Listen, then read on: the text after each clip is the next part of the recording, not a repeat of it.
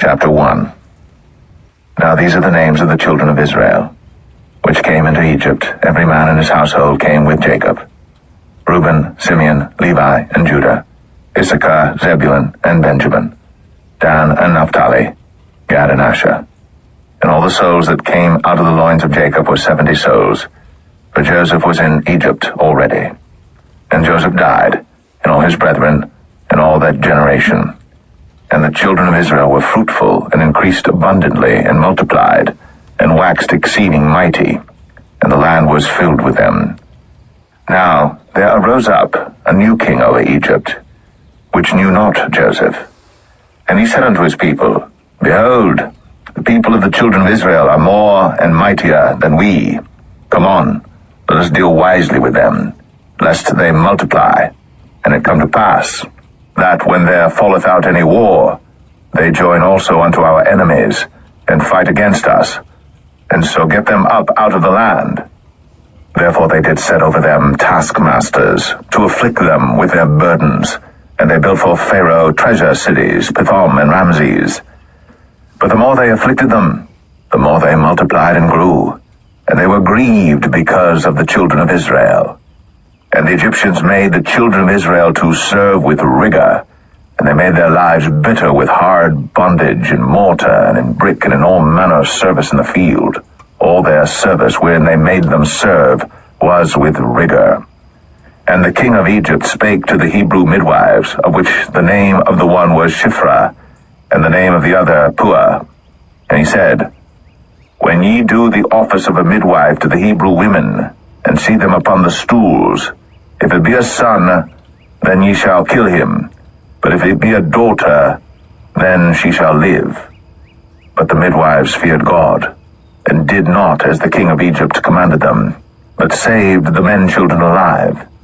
And the king of Egypt called for the midwives, and said unto them, Why have ye done this thing, and have saved the men children alive?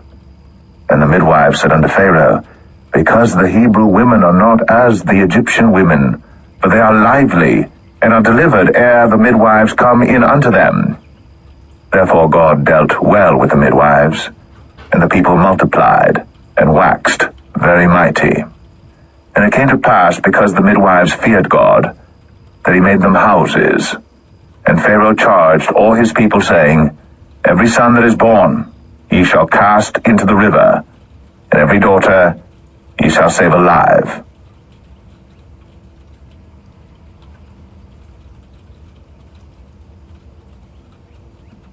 Exodus 2. And there went a man of the house of Levi, and took to wife a daughter of Levi. And the woman conceived, and bare a son. And when she saw him that he was a goodly child, she hid him 3 months. And when she could not longer hide him, she took for him an ark of bulrushes, and daubed it with slime and with pitch, and put the child therein, and she laid it in the flags by the river's brink. And his sister stood afar off to wit what would be done to him. And the daughter of Pharaoh came down to wash herself at the river, and her maidens walked along by the river's side. And when she saw the ark among the flags, she sent her maid to fetch it. And when she had opened it, she saw the child, and behold, the babe wept. And she had compassion on him, and said, This is one of the Hebrews' children. Then said his sister to Pharaoh's daughter, Shall I go and call to thee a nurse of the Hebrew women, that she may nurse the child for thee? And Pharaoh's daughter said to her, Go. And the maid went, and called the child's mother. And Pharaoh's daughter said unto her, Take this child away, and nurse it for me, and I will give thee thy wages. And the woman took the child, and nursed it. And the child grew, and she brought him unto Pharaoh's daughter, and he became her son. And she called his name Moses. And she said, Because I drew him out of the water. And it came to pass in those days, when Moses was grown, that he went out unto his brethren, and looked on their burdens. And he spied an Egyptian smiting an Hebrew, one of his brethren. And he looked this way and that way. And when he saw that there was no man, he slew the Egyptian, and hid him in the sand. And when he went out the second day, behold, 2 men of the Hebrews strove together. And he said to him that did the wrong, Wherefore smitest thou thy fellow? And he said, Who made thee a prince and a judge over us? Intendest thou to kill me, as thou killedst the Egyptian? And Moses feared, and said, Surely this thing is known. Now when Pharaoh heard this thing, he sought to slay Moses. But Moses fled from the face of Pharaoh, and dwelt in the land of Midian, and he sat down by a well. Now the priest of Midian had 7 daughters, and they came and drew water, and filled the troughs to water their father's flock. And the shepherds came and drove them away. But Moses stood up and helped them, and watered their flock. And when they came to Reuel their father, he said, How is it that ye are come so soon today? And they said, An Egyptian delivered us out of the hand of the shepherds, and also drew water enough for us, and watered the flock. And he said unto his daughters, And where is he? Why is it that ye have left the man? Call him, that he may eat bread. And Moses was content to dwell with the man. And he gave Moses Zipporah, his daughter, and she bare him a son. And he called his name Gershom, for he said, I have been a stranger in a strange land. And it came to pass, in process of time, that the king of Egypt died, and the children of Israel sighed by reason of the bondage, and they cried, and their cry came up unto God by reason of the bondage. And God heard their groaning, and God remembered his covenant with Abraham, with Isaac, and with Jacob. And God looked upon the children of Israel, and God had respect unto them.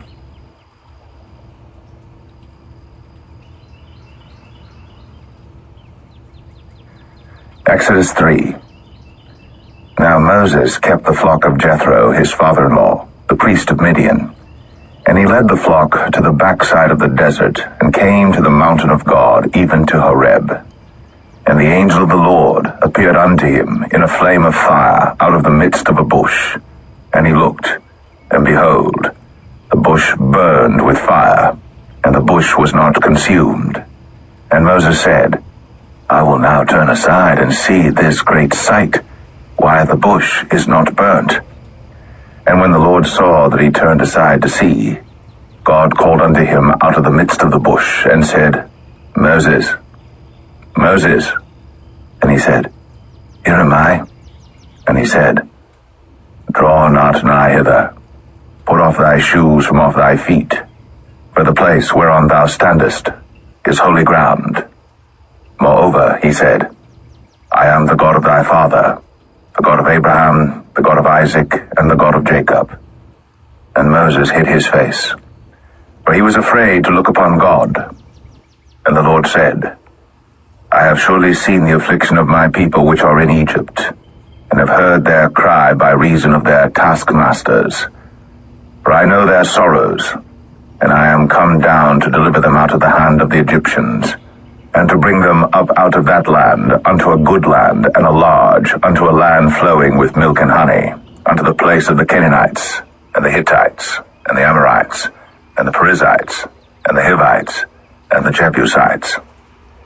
Now therefore, behold, the cry of the children of Israel is come unto me, and I have also seen the oppression wherewith the Egyptians oppress them.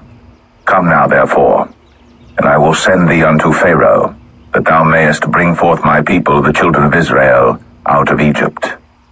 And Moses said unto God, Who am I that I should go unto Pharaoh, and that I should bring forth the children of Israel out of Egypt? And he said, Certainly I will be with thee, and this shall be a token unto thee, that I have sent thee. When thou hast brought forth the people out of Egypt, ye shall serve God upon this mountain. And Moses said unto God, Behold, when I come unto the children of Israel, and shall say unto them, The God of your fathers has sent me unto you, and they shall say to me, What is his name? What shall I say unto them? And God said unto Moses, I am that I am. And he said, Thus shalt thou say unto the children of Israel, I am hath sent me unto you. And God said moreover unto Moses, Thus shalt thou say unto the children of Israel, The Lord God of your fathers, the God of Abraham, the God of Isaac, and the God of Jacob, hath sent me unto you. This is my name forever, and this is my memorial unto all generations.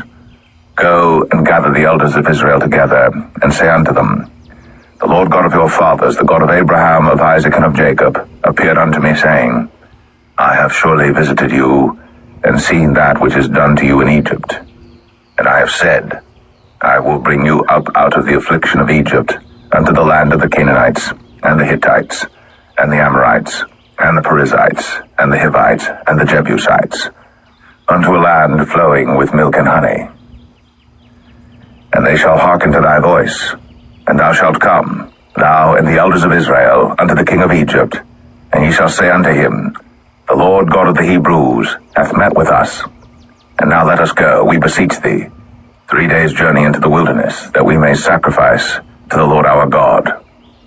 And I am sure that the king of Egypt will not let you go, no, not by a mighty hand. And I will stretch out my hand, and smite Egypt with all my wonders which I will do in the midst thereof. And after that, he will let you go. And I will give this people favor in the sight of the Egyptians.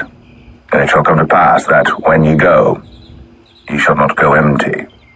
But every woman shall borrow of her neighbor, and of her that sojourneth in her house, jewels of silver, and jewels of gold, and raiment. And ye shall put them upon your sons, and upon your daughters, and ye shall spoil the Egyptians.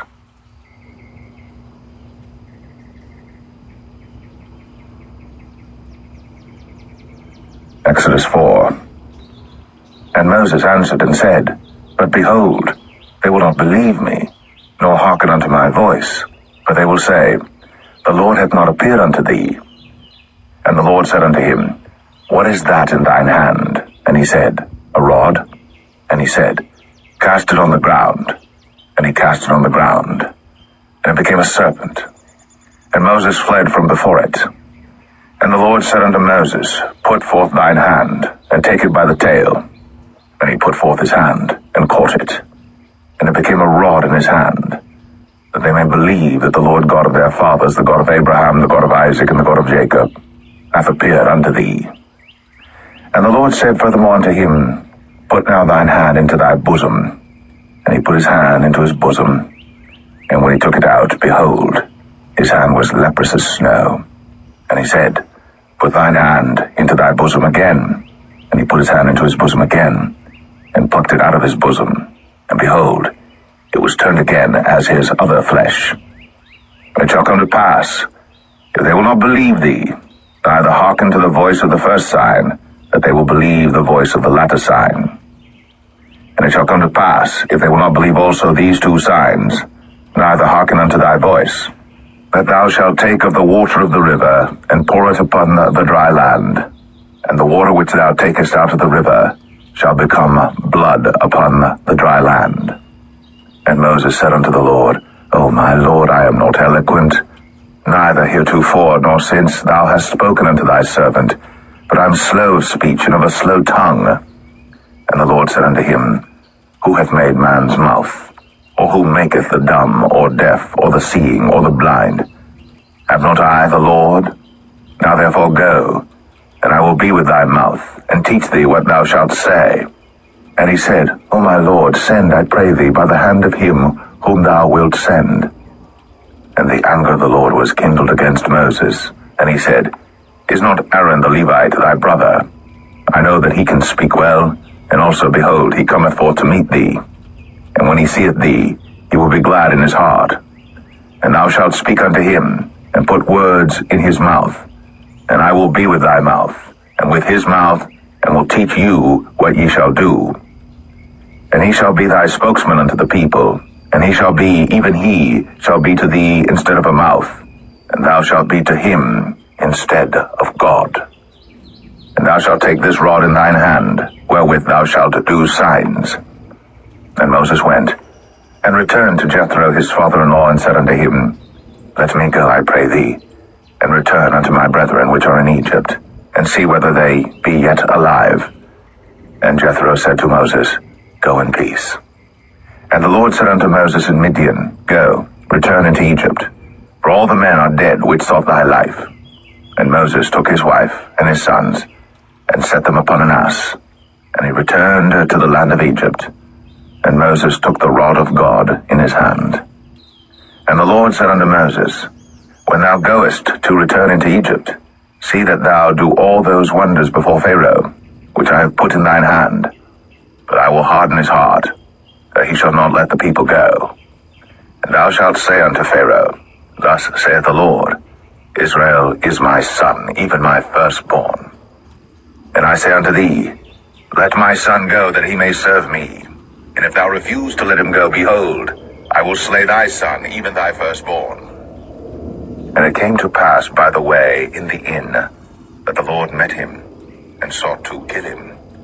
Then Zipporah took a sharp stone, and cut off the foreskin of her son, and cast it at his feet, and said, Surely a bloody husband art thou to me.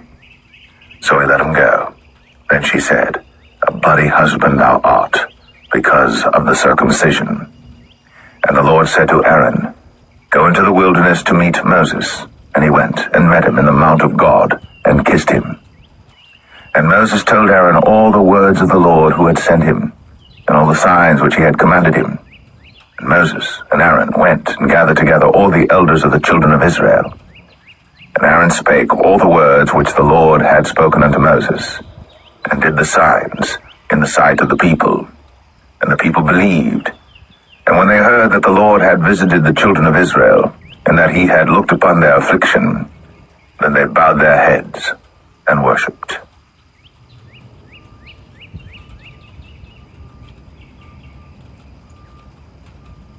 Exodus 5. And afterward Moses and Aaron went in, and told Pharaoh, Thus saith the Lord God of Israel, Let my people go, that they may hold a feast unto me in the wilderness. And Pharaoh said, Who is the Lord that I should obey his voice to let Israel go? I know not the Lord, neither will I let Israel go.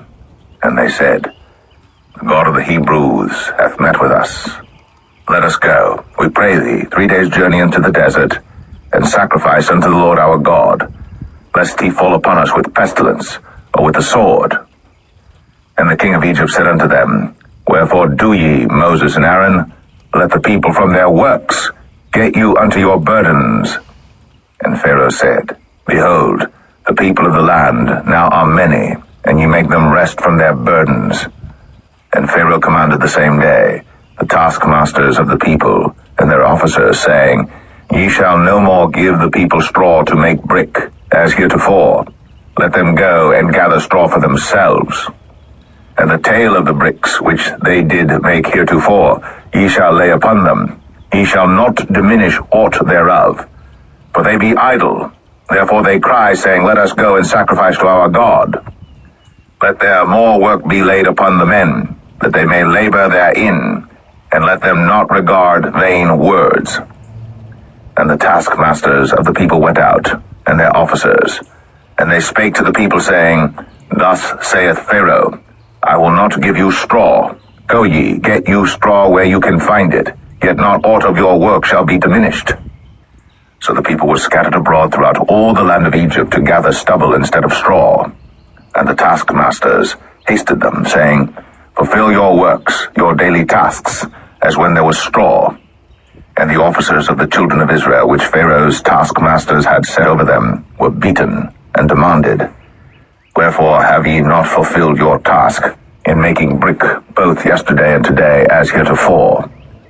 Then the officers of the children of Israel came and cried unto Pharaoh, saying, Wherefore dealest thou thus with thy servants? There is no straw given unto thy servants. And they say to us, Make brick. And behold, thy servants are beaten, but the fault is in thine own people. But he said, Ye are idle, ye are idle. Therefore ye say, Let us go and do sacrifice to the Lord.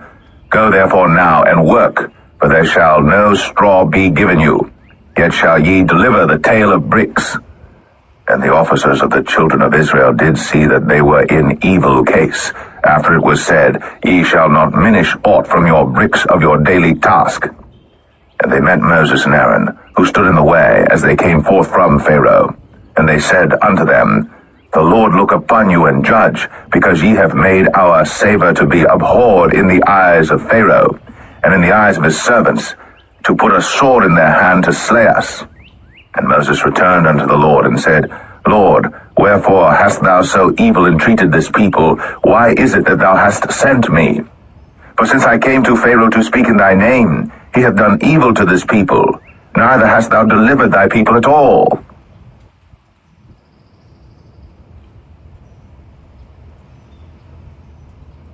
Exodus 6. Then the Lord said unto Moses, Now shalt thou see what I will do to Pharaoh. For with a strong hand shall he let them go, and with a strong hand shall he drive them out of his land. And God spake unto Moses, and said unto him, I am the Lord.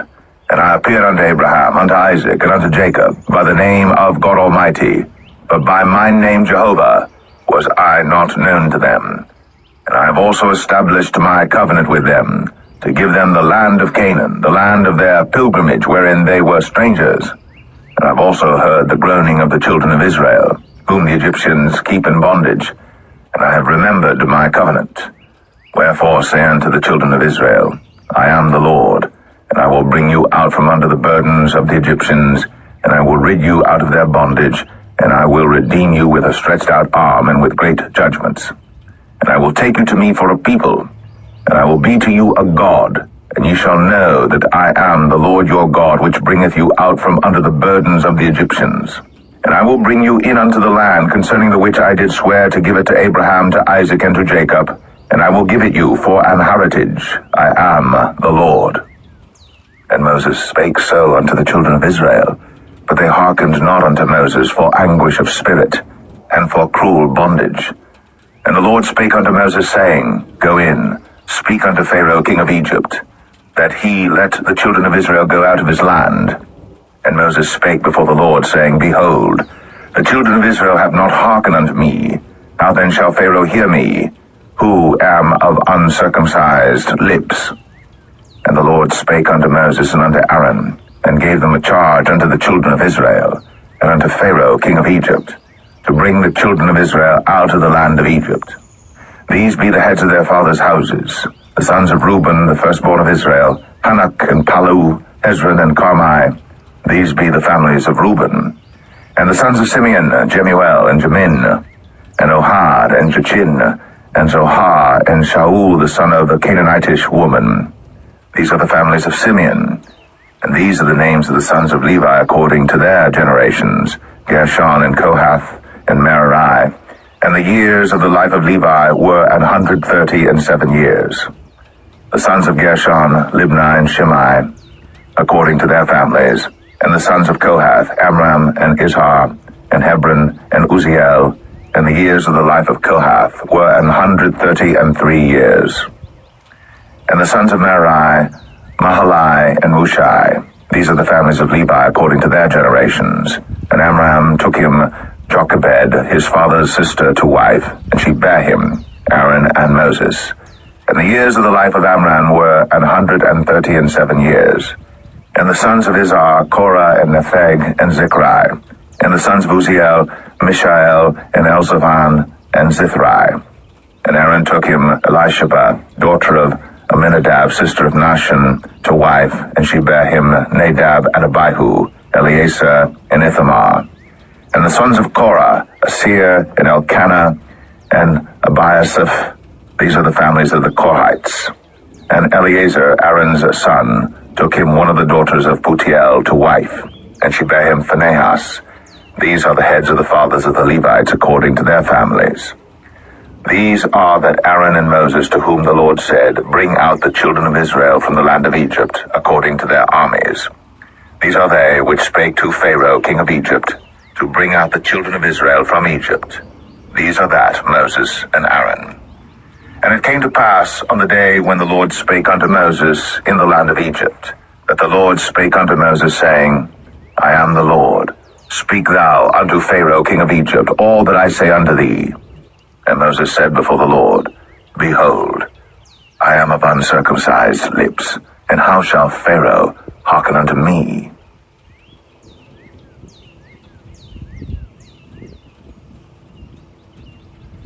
Exodus 7.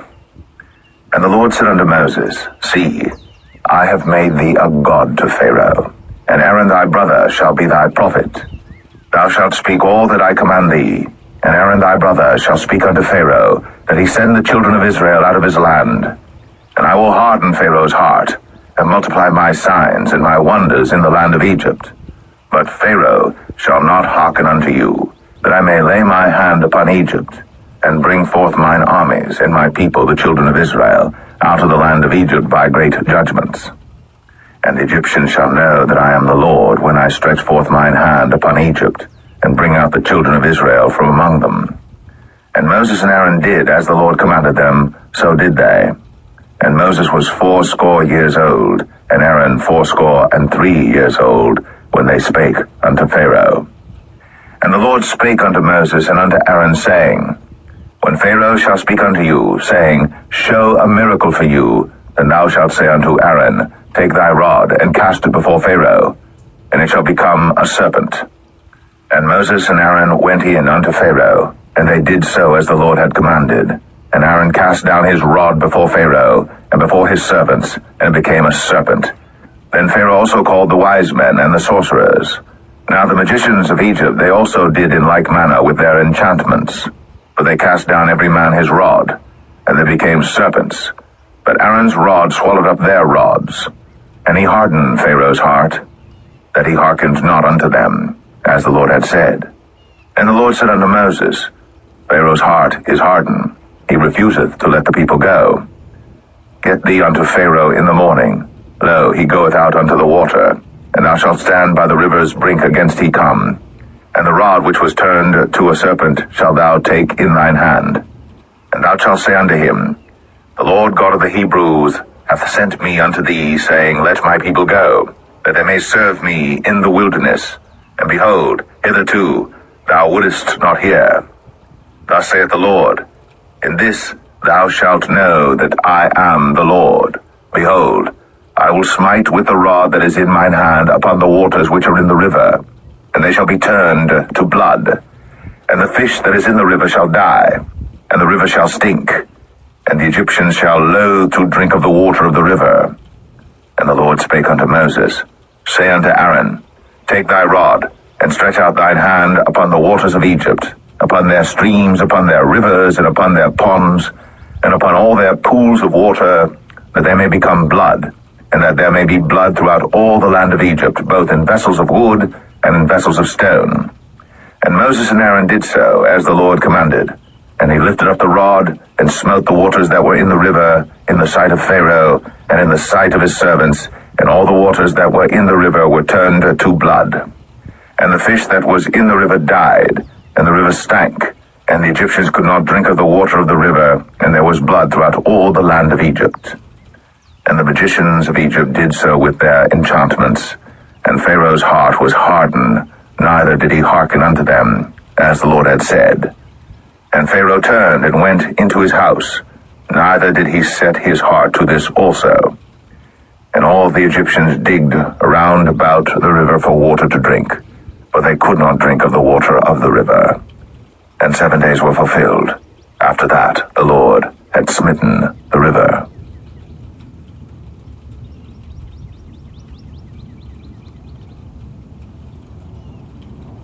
Exodus 8. And the Lord spake unto Moses, Go unto Pharaoh, and say unto him, Thus saith the Lord, Let my people go, that they may serve me. And if thou refuse to let them go, behold, I will smite all thy borders with frogs. And the river shall bring forth frogs abundantly, which shall go up and come into thine house, and into thy bedchamber, and upon thy bed, and into the house of thy servants, and upon thy people, and into thine ovens, and into thy kneading troughs.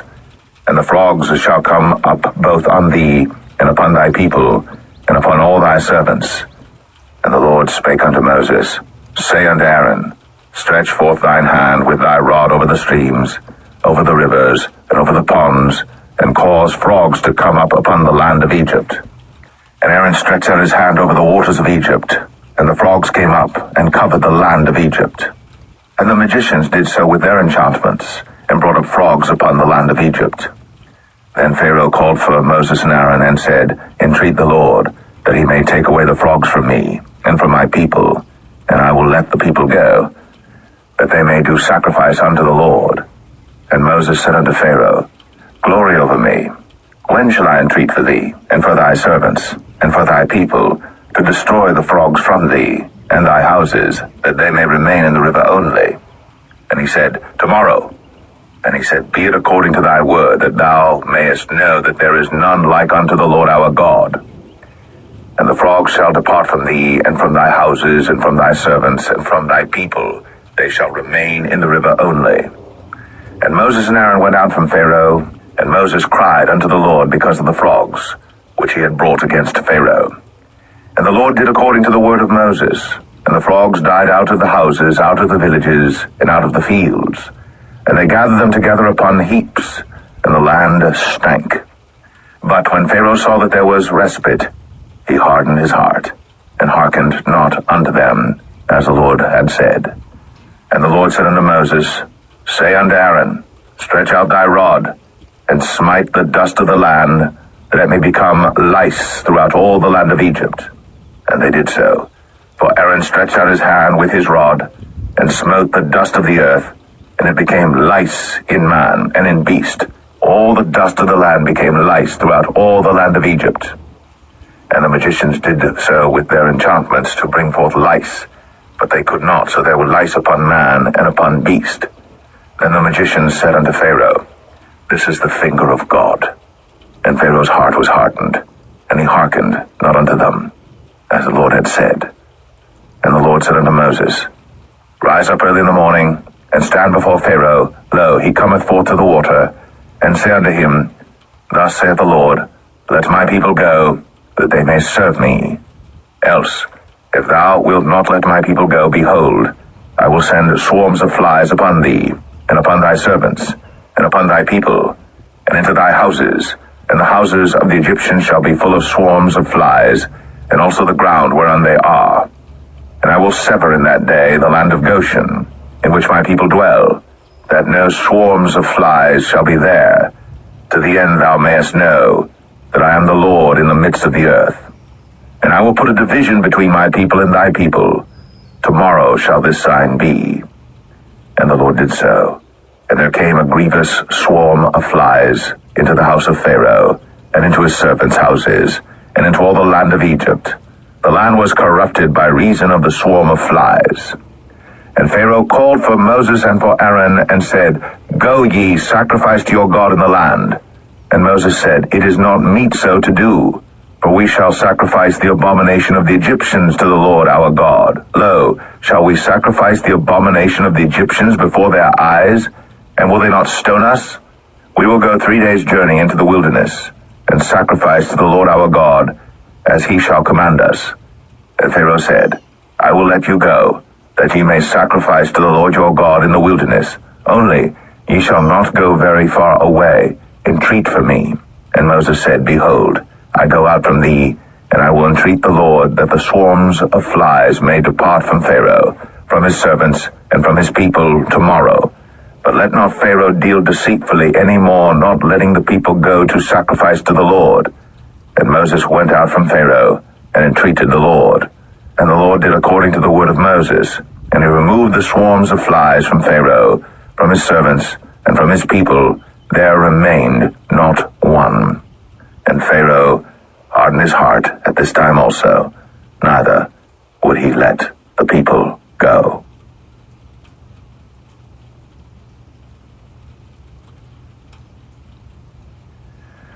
Exodus 9. Then the Lord said unto Moses, Go in unto Pharaoh, and tell him, Thus saith the Lord God of the Hebrews, Let my people go, that they may serve me. But if thou refuse to let them go, and wilt hold them still, behold, the hand of the Lord is upon thy cattle which is in the field, upon the horses, upon the asses, upon the camels, upon the oxen, and upon the sheep. There shall be a very grievous murrain. And the Lord shall sever between the cattle of Israel and the cattle of Egypt, and there shall nothing die of all that is the children's of Israel. And the Lord appointed a set time, saying, Tomorrow the Lord shall do this thing in the land. And the Lord did that thing on the morrow, and all the cattle of Egypt died, but of the cattle of the children of Israel died not one. And Pharaoh sent, and behold, there was not one of the cattle of the Israelites dead. And the heart of Pharaoh was hardened, and he did not let the people go. And the Lord said unto Moses and unto Aaron, Take to you handfuls of ashes of the furnace, and let Moses sprinkle it toward the heaven in the sight of Pharaoh. And it shall become small dust in all the land of Egypt, and shall be a boil breaking forth with blains upon man and upon beast throughout all the land of Egypt. And they took ashes of the furnace, and stood before Pharaoh. And Moses sprinkled it up toward heaven, and it became a boil, breaking forth with blains upon man and upon beast. And the magicians could not stand before Moses because of the boils, for the boil was upon the magicians and upon all the Egyptians. And the Lord hardened the heart of Pharaoh, and he hearkened not unto them, as the Lord had spoken unto Moses. And the Lord said unto Moses, Rise up early in the morning, and stand before Pharaoh, and say unto him, Thus saith the Lord God of the Hebrews, Let my people go, that they may serve me. For I will at this time send all my plagues upon thine heart, and upon thy servants, and upon thy people, that thou mayest know that there is none like me in all the earth. For now I will stretch out my hand, that I may smite thee and thy people with pestilence, and thou shalt be cut off from the earth. And in very deed for this cause have I raised thee up, for to show in thee my power, and that my name may be declared throughout all the earth. As yet exaltest thou thyself against my people, that thou wilt not let them go. Behold, tomorrow about this time I will cause it to rain a very grievous hail, such as hath not been in Egypt since the foundation thereof even until now. Send therefore now, and gather thy cattle, and all that thou hast in the field. For upon every man and beast which shall be found in the field, and shall not be brought home, the hail shall come down upon them, and they shall die. He that feared the word of the Lord among the servants of Pharaoh made his servants and his cattle flee into the houses. And he that regarded not the word of the Lord left his servants and his cattle in the field. And the Lord said unto Moses, Stretch forth thine hand toward heaven, that there may be hail in all the land of Egypt, upon man, and upon beast, and upon every herb of the field, throughout the land of Egypt. And Moses stretched forth his rod toward heaven, and the Lord sent thunder and hail, and the fire ran along upon the ground, and the Lord rained hail upon the land of Egypt. So there was hail and fire mingled with the hail, very grievous, such as there was none like it in all the land of Egypt since it became a nation. And the hail smote throughout all the land of Egypt all that was in the field, both man and beast. And the hail smote every herb of the field, and brake every tree of the field. Only in the land of Goshen, where the children of Israel were, was there no hail. And Pharaoh sent and called for Moses and Aaron, and said unto them, I have sinned at this time. The Lord is righteous, and I and my people are wicked. Entreat the Lord, for it is enough that there be no more mighty thunderings and hail, and I will let you go, and ye shall stay no longer. And Moses said unto him, As soon as I am gone out of the city, I will spread abroad my hands unto the Lord, and the thunder shall cease, neither shall there be any more hail, that thou mayest know how that the earth is the Lord's.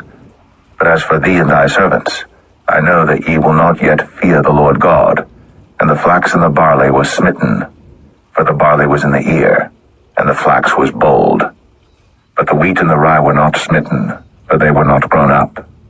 And Moses went out of the city from Pharaoh, and spread abroad his hands unto the Lord, and the thunders and hail ceased, and the rain was not poured upon the earth. And when Pharaoh saw that the rain and the hail and the thunders were ceased, he sinned yet more, and hardened his heart, he and his servants. And the heart of Pharaoh was hardened, neither would he let the children of Israel go, as the Lord had spoken by Moses.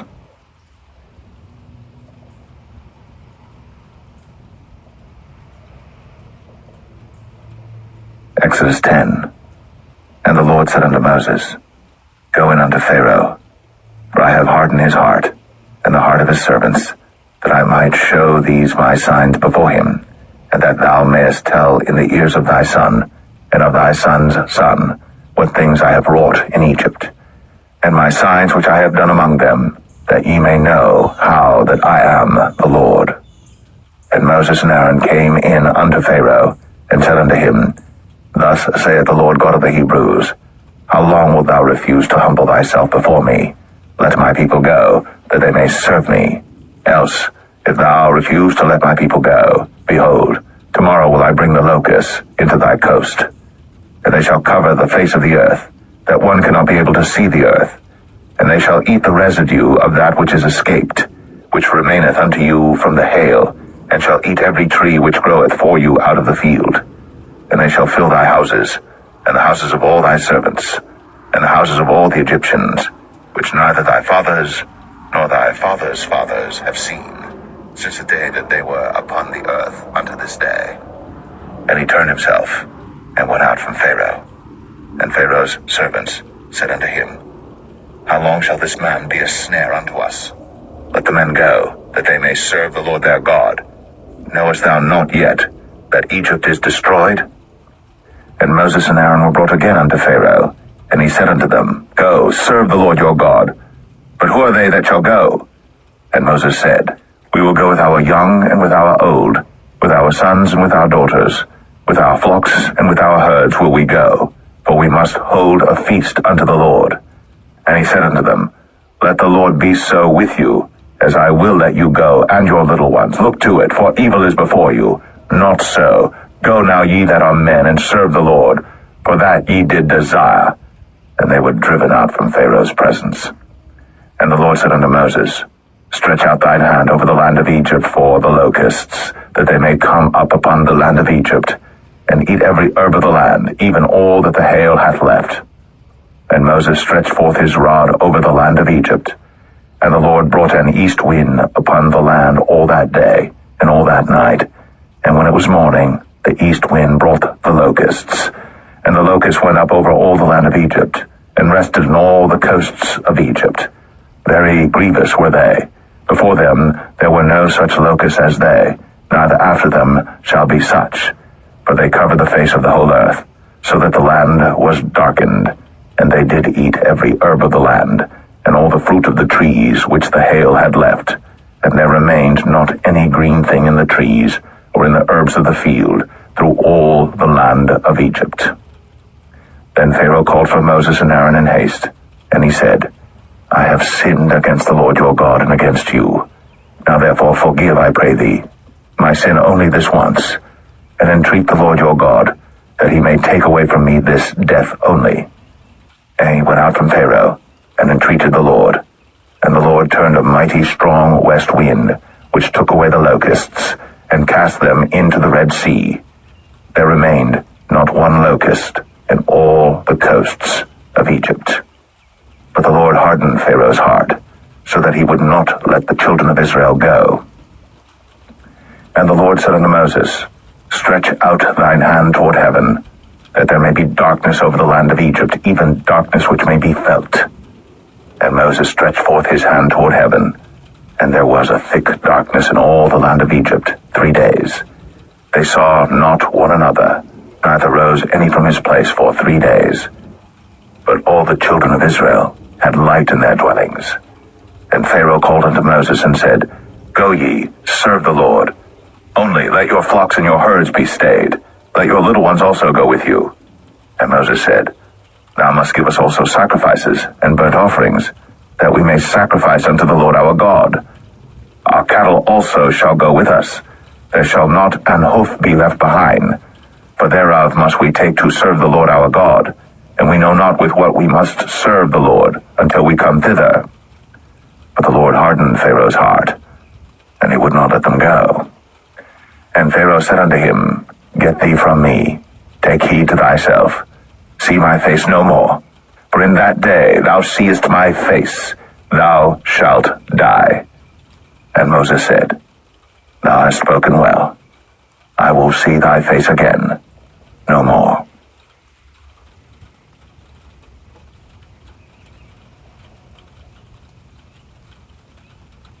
Exodus 11.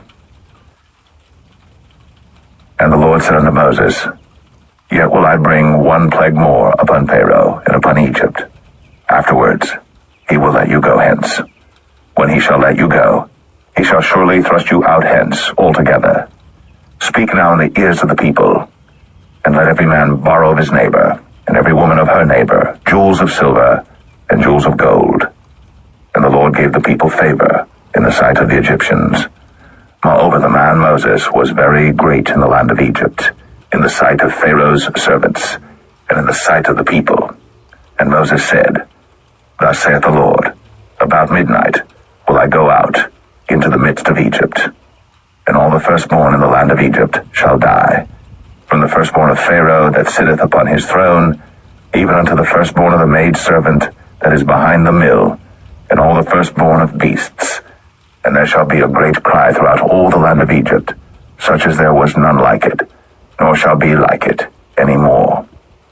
But against any of the children of Israel shall not a dog move his tongue, against man or beast, that ye may know how that the Lord doth put a difference between the Egyptians and Israel. And all these thy servants shall come down unto me, and bow down themselves unto me, saying, Get thee out, and all the people that follow thee, and after that I will go out. And he went out from Pharaoh in a great anger. And the Lord said unto Moses, Pharaoh shall not hearken unto you, that my wonders may be multiplied in the land of Egypt. And Moses and Aaron did all these wonders before Pharaoh. And the Lord hardened Pharaoh's heart, so that he would not let the children of Israel go out of his land.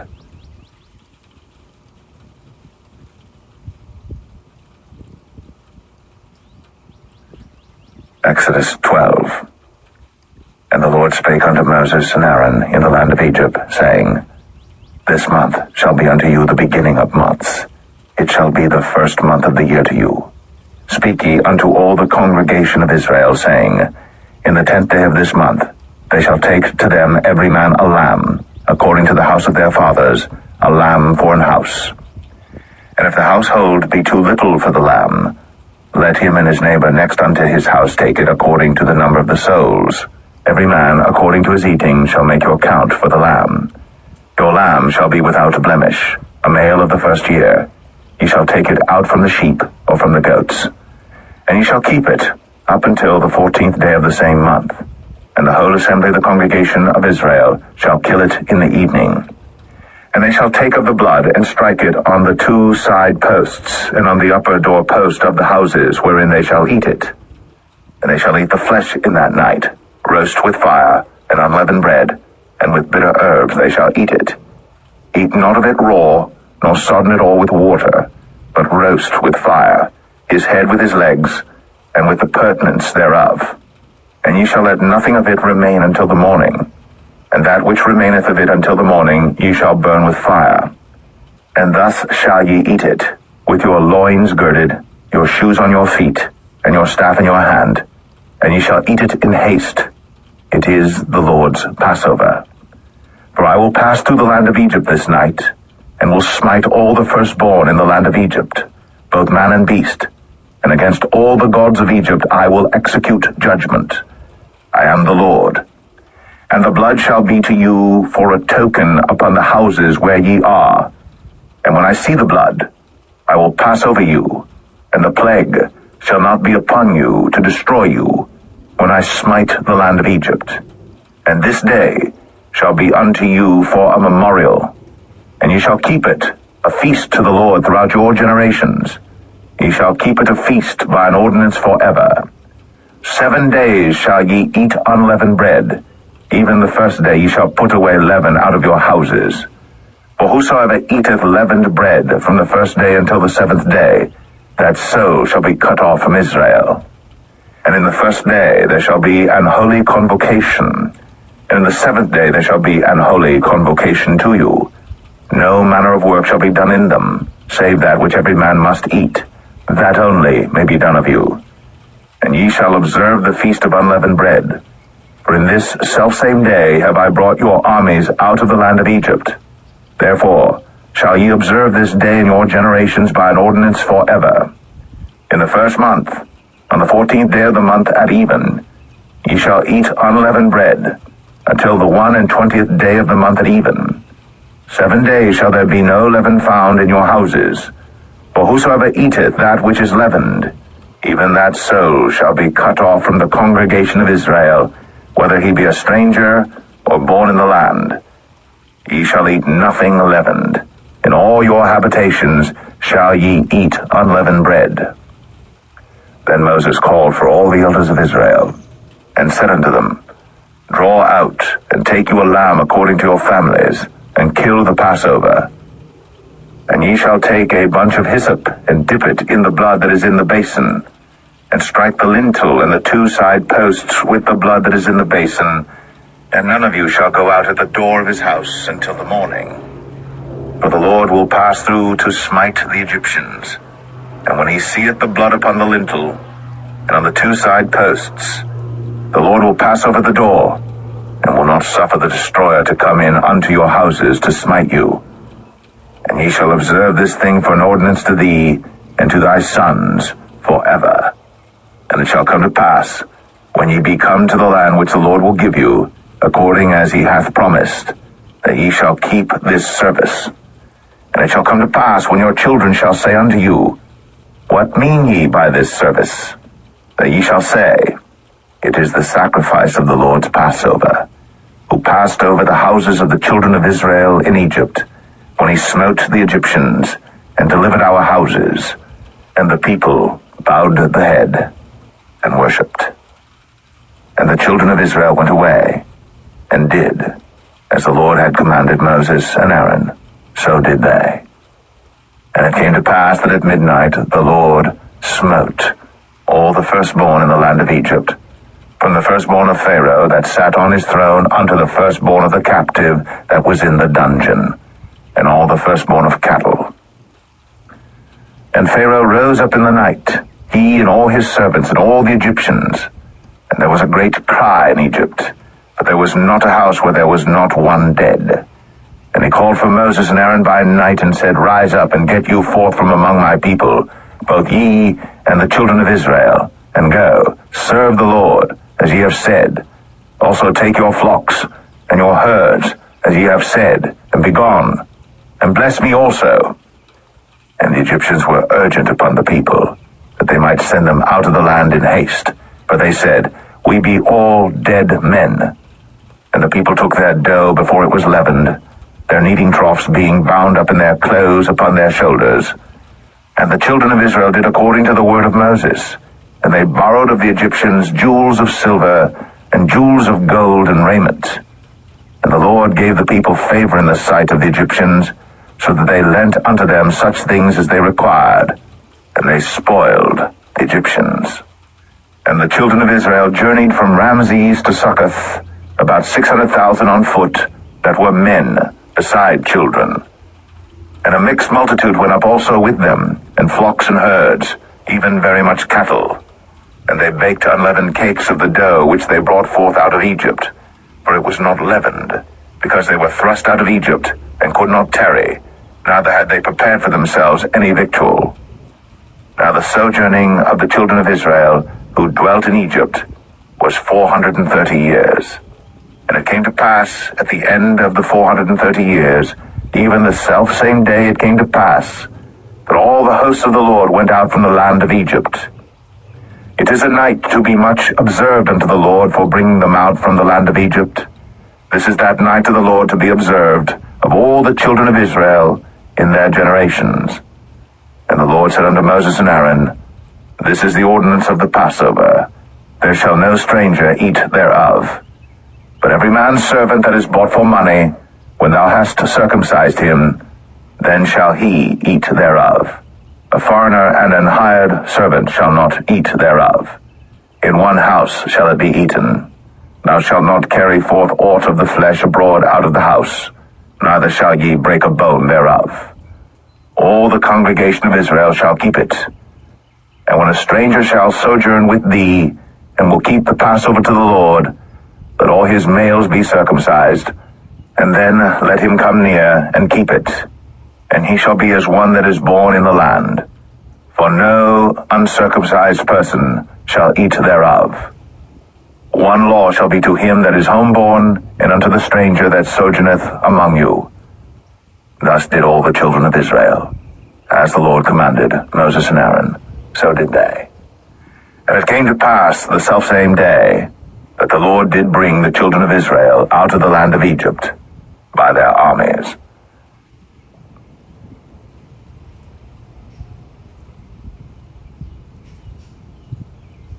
Exodus 13.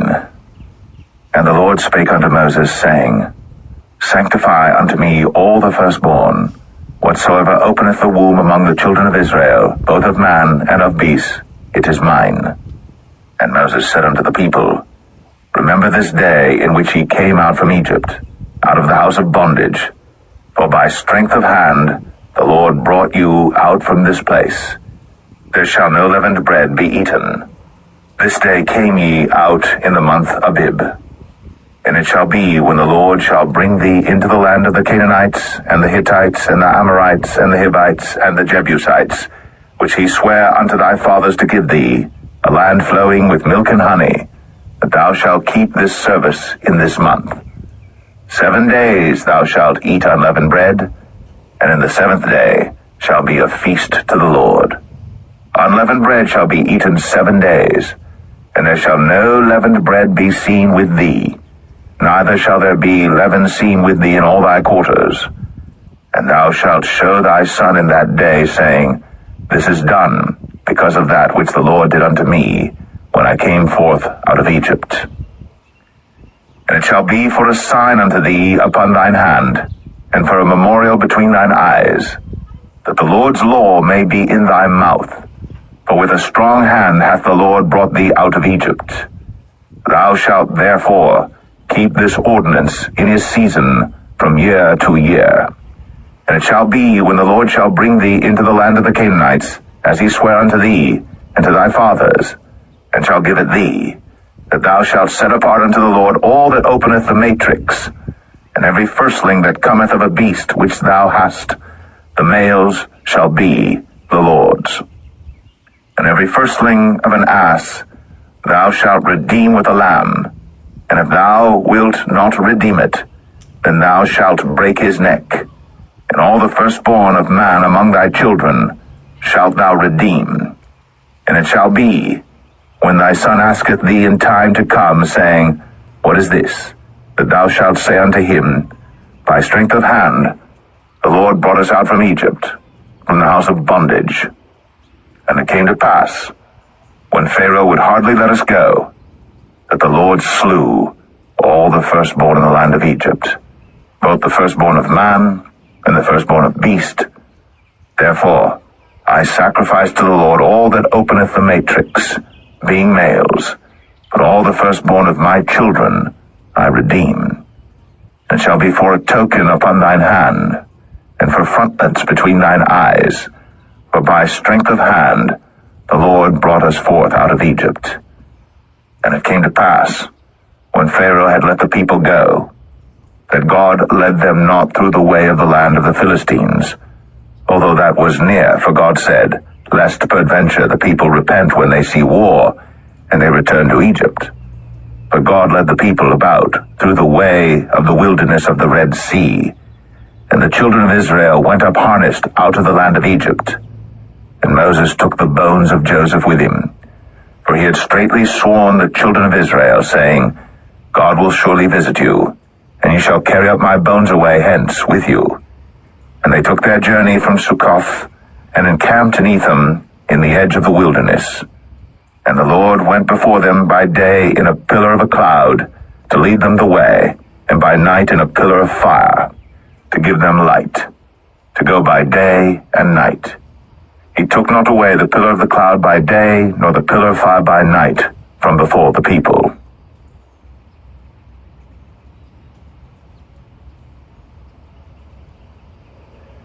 Exodus 14. And the Lord spake unto Moses, saying, Speak unto the children of Israel, that they turn and encamp before Pi-hahiroth, between Migdol and the sea, over against Baal-zephon. Before it shall ye encamp by the sea. For Pharaoh will say of the children of Israel, They are entangled in the land, the wilderness hath shut them in, and I will harden Pharaoh's heart, that he shall follow after them, and I will be honored upon Pharaoh, and upon all his host, that the Egyptians may know that I am the Lord. And they did so. And it was told the king of Egypt that the people fled, and the heart of Pharaoh and of his servants was turned against the people, and they said, Why have we done this, that we have let Israel go from serving us?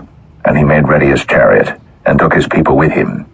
And he took 600 chosen chariots, and all the chariots of Egypt, and captains over every one of them. And the Lord hardened the heart of Pharaoh, king of Egypt, and he pursued after the children of Israel. And the children of Israel went out with an high hand. But the Egyptians pursued after them, all the horses and chariots of Pharaoh, and his horsemen and his army, and overtook them encamping by the sea, beside Pi-hahiroth, before Baal-Zephon. And when Pharaoh drew nigh, the children of Israel lifted up their eyes, and behold, the Egyptians marched after them, and they were sore afraid. And the children of Israel cried out unto the Lord, and they said unto Moses, Because there were no graves in Egypt, hast thou taken us away to die in the wilderness? Wherefore hast thou dealt thus with us, to carry us forth out of Egypt? Is not this the word that we did tell thee in Egypt, saying, Let us alone, that we may serve the Egyptians? For it had been better for us to serve the Egyptians, than that we should die in the wilderness. And Moses said unto the people, Fear ye not, stand still, and see the salvation of the Lord, which he will show to you today. For the Egyptians whom ye have seen today, ye shall see them again no more forever.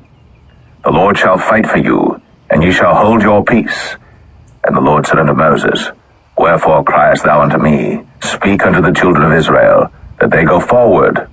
But lift thou up thy rod, and stretch out thine hand over the sea, and divide it. And the children of Israel shall go on dry ground through the midst of the sea. And I, behold, I will harden the hearts of the Egyptians, and they shall follow them. And I will get me honor upon Pharaoh, and upon all his host, upon his chariots, and upon his horsemen. And the Egyptians shall know that I am the Lord, when I have gotten me honor upon Pharaoh, upon his chariots, and upon his horsemen. And the angel of God, which went before the camp of Israel, removed, and went behind them. And the pillar of the cloud went from before their face, and stood behind them. And it came between the camp of the Egyptians and the camp of Israel. And it was a cloud and darkness to them, but it gave light by night to these, so that the one came not near the other all the night. And Moses stretched out his hand over the sea, and the Lord caused the sea to go back by a strong east wind all that night, and made the sea dry land, and the waters were divided. And the children of Israel went into the midst of the sea upon the dry ground, and the waters were a wall unto them on their right hand and on their left. And the Egyptians pursued, and went in after them to the midst of the sea, even all Pharaoh's horses, his chariots, and his horsemen. And it came to pass that in the morning watch the Lord looked unto the host of the Egyptians through the pillar of fire and of the cloud, and troubled the host of the Egyptians, and took off their chariot wheels, that they drave them heavily, so that the Egyptians said, Let us flee from the face of Israel. But the Lord fighteth for them against the Egyptians. And the Lord said unto Moses, Stretch out thine hand over the sea, that the waters may come again upon the Egyptians, upon their chariots, and upon their horsemen. And Moses stretched forth his hand over the sea, and the sea returned to his strength when the morning appeared, and the Egyptians fled against it. And the Lord overthrew the Egyptians in the midst of the sea. And the waters returned and covered the chariots, and the horsemen, and all the host of Pharaoh that came into the sea after them. There remained not so much as one of them. But the children of Israel walked upon dry land in the midst of the sea, and the waters were a wall unto them on their right hand and on their left.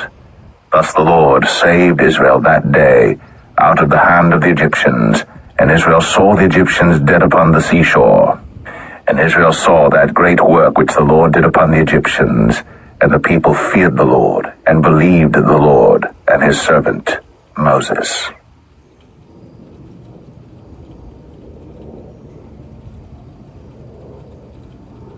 Exodus 15.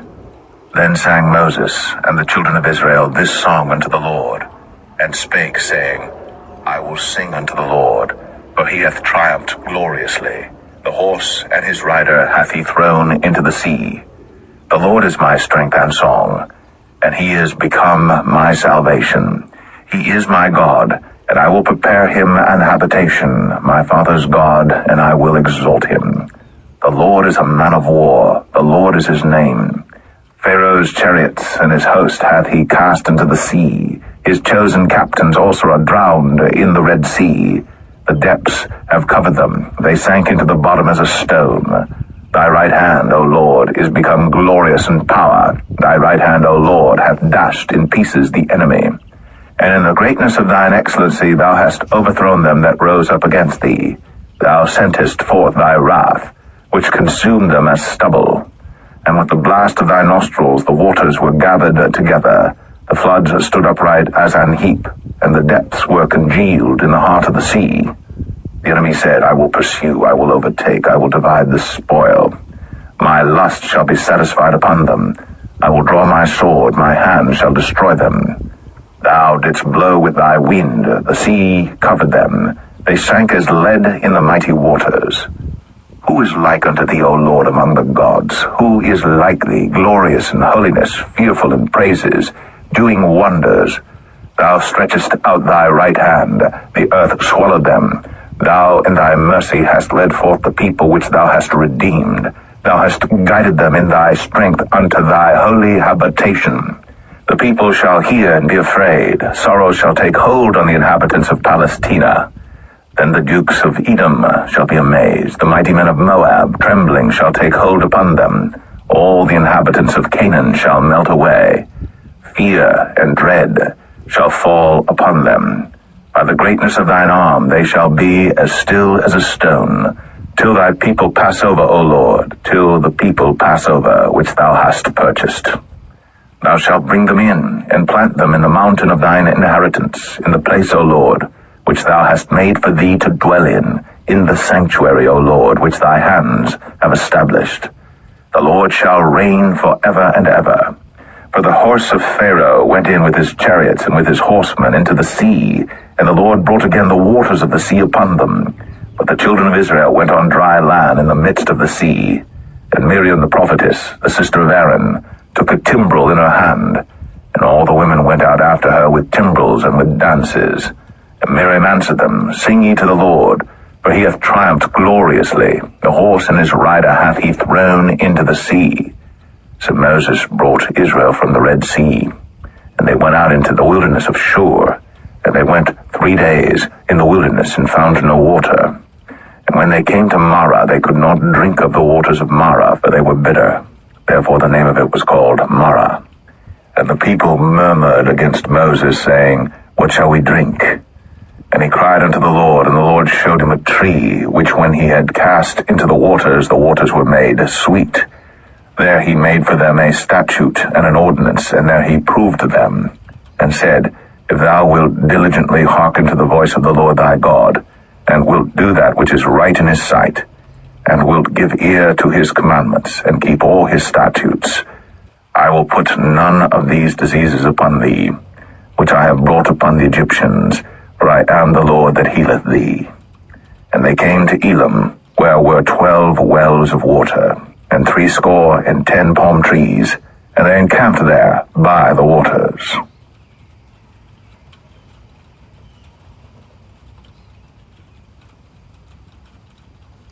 Exodus 16.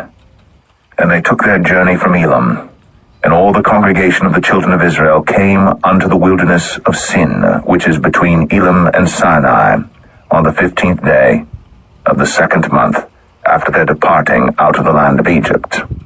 And the whole congregation of the children of Israel murmured against Moses and Aaron in the wilderness. And the children of Israel said unto them, Would to God we had died by the hand of the Lord in the land of Egypt, when we sat by the flesh pots, and when we did eat bread to the full. For ye have brought us forth into this wilderness to kill this whole assembly with hunger. Then said the Lord unto Moses, Behold, I will rain bread from heaven for you, and the people shall go out and gather a certain rate every day, that I may prove them, whether they will walk in my law or no. And it shall come to pass that on the 6th day they shall prepare that which they bring in, and it shall be twice as much as they gather daily. And Moses and Aaron said unto all the children of Israel, At even then you shall know that the Lord hath brought you out from the land of Egypt. And in the morning then ye shall see the glory of the Lord, for that he heareth your murmurings against the Lord. And what are we that ye murmur against us? And Moses said, This shall be when the Lord shall give you in the evening flesh to eat, and in the morning bread to the full, for that the Lord heareth your murmurings, which ye murmur against him. And what are we? Your murmurings are not against us, but against the Lord. And Moses spake unto Aaron, Say unto all the congregation of the children of Israel, Come near before the Lord, for he hath heard your murmurings. And it came to pass, as Aaron spake unto the whole congregation of the children of Israel, that they looked toward the wilderness, and behold, the glory of the Lord appeared in the cloud. And the Lord spake unto Moses, saying, I have heard the murmurings of the children of Israel. Speak unto them, saying, At even ye shall eat flesh, and in the morning ye shall be filled with bread, and ye shall know that I am the Lord your God. And it came to pass, that at even the quails came up and covered the camp, and in the morning the dew lay round about the host. And when the dew that lay was gone up, behold, upon the face of the wilderness there lay a small round thing, as small as the hoarfrost on the ground. And when the children of Israel saw it, they said one to another, It is manna, for they wist not what it was. And Moses said unto them, This is the bread which the Lord hath given you to eat. This is the thing which the Lord hath commanded. Gather of it every man according to his eating, an omer for every man according to the number of your persons. Take ye every man for them which are in his tents. And the children of Israel did so, and gathered some more, some less. And when they did meet it with an omer, he that gathered much had nothing over, and he that gathered little had no lack. They gathered every man according to his eating. And Moses said, Let no man leave of it till the morning. Notwithstanding they hearkened not unto Moses, but some of them left of it until the morning, and it bred worms, and stank. And Moses was wroth with them. And they gathered it every morning, every man according to his eating. And when the sun waxed hot, it melted. And it came to pass, that on the 6th day they gathered twice as much bread, 2 omers for one man. And all the rulers of the congregation came, and told Moses. And he said unto them, This is that which the Lord hath said. Tomorrow is the rest of the holy Sabbath unto the Lord. Bake that which ye shall bake today, and seethe that ye will seethe, and that which remaineth overlay up for you to be kept until the morning. And they laid it up till the morning, as Moses bade, and it did not stink, neither was there any worm therein. And Moses said, Eat that today, for today is a Sabbath unto the Lord. Today ye shall not find it in the field. 6 days ye shall gather it, but on the 7th day, which is the Sabbath, in it there shall be none. And it came to pass that there went out some of the people on the 7th day for to gather, and they found none. And the Lord said unto Moses, How long refuse ye to keep my commandments and my laws? See, for that the Lord hath given you the Sabbath. Therefore he giveth you on the 6th day the bread of 2 days. Abide ye every man in his place. Let no man go out of his place on the 7th day. So the people rested on the 7th day. And the house of Israel called the name thereof manna. And it was like coriander seed, white, and the taste of it was like wafers made with honey. And Moses said, This is the thing which the Lord commandeth. Fill an omer of it to be kept for your generations, that they may see the bread wherewith I have fed you in the wilderness, when I brought you forth from the land of Egypt. And Moses said unto Aaron, Take a pot, and put an omer full of manna therein, and lay it up before the Lord, to be kept for your generations. As the Lord commanded Moses, so Aaron laid it up before the testimony to be kept. And the children of Israel did eat manna 40 years, until they came to a land inhabited. They did eat manna until they came unto the borders of the land of Canaan. Now an omer is the 10th part of an ephah.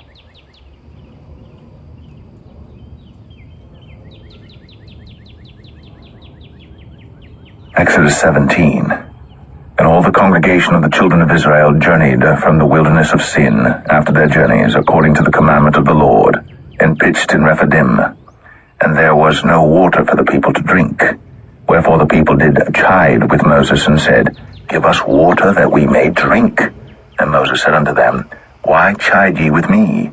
Wherefore do ye tempt the Lord? And the people thirsted there for water. And the people murmured against Moses, and said, Wherefore is this that thou hast brought us up out of Egypt, to kill us, and our children, and our cattle with thirst? And Moses cried unto the Lord, saying, What shall I do unto this people? They be almost ready to stone me. And the Lord said unto Moses, Go on before the people, and take with thee of the elders of Israel, and thy rod wherewith thou smotest the river, take in thine hand, and go. Behold, I will stand before thee there upon the rock in Horeb, and thou shalt smite the rock. And there shall come water out of it, that the people may drink. And Moses did so in the sight of the elders of Israel.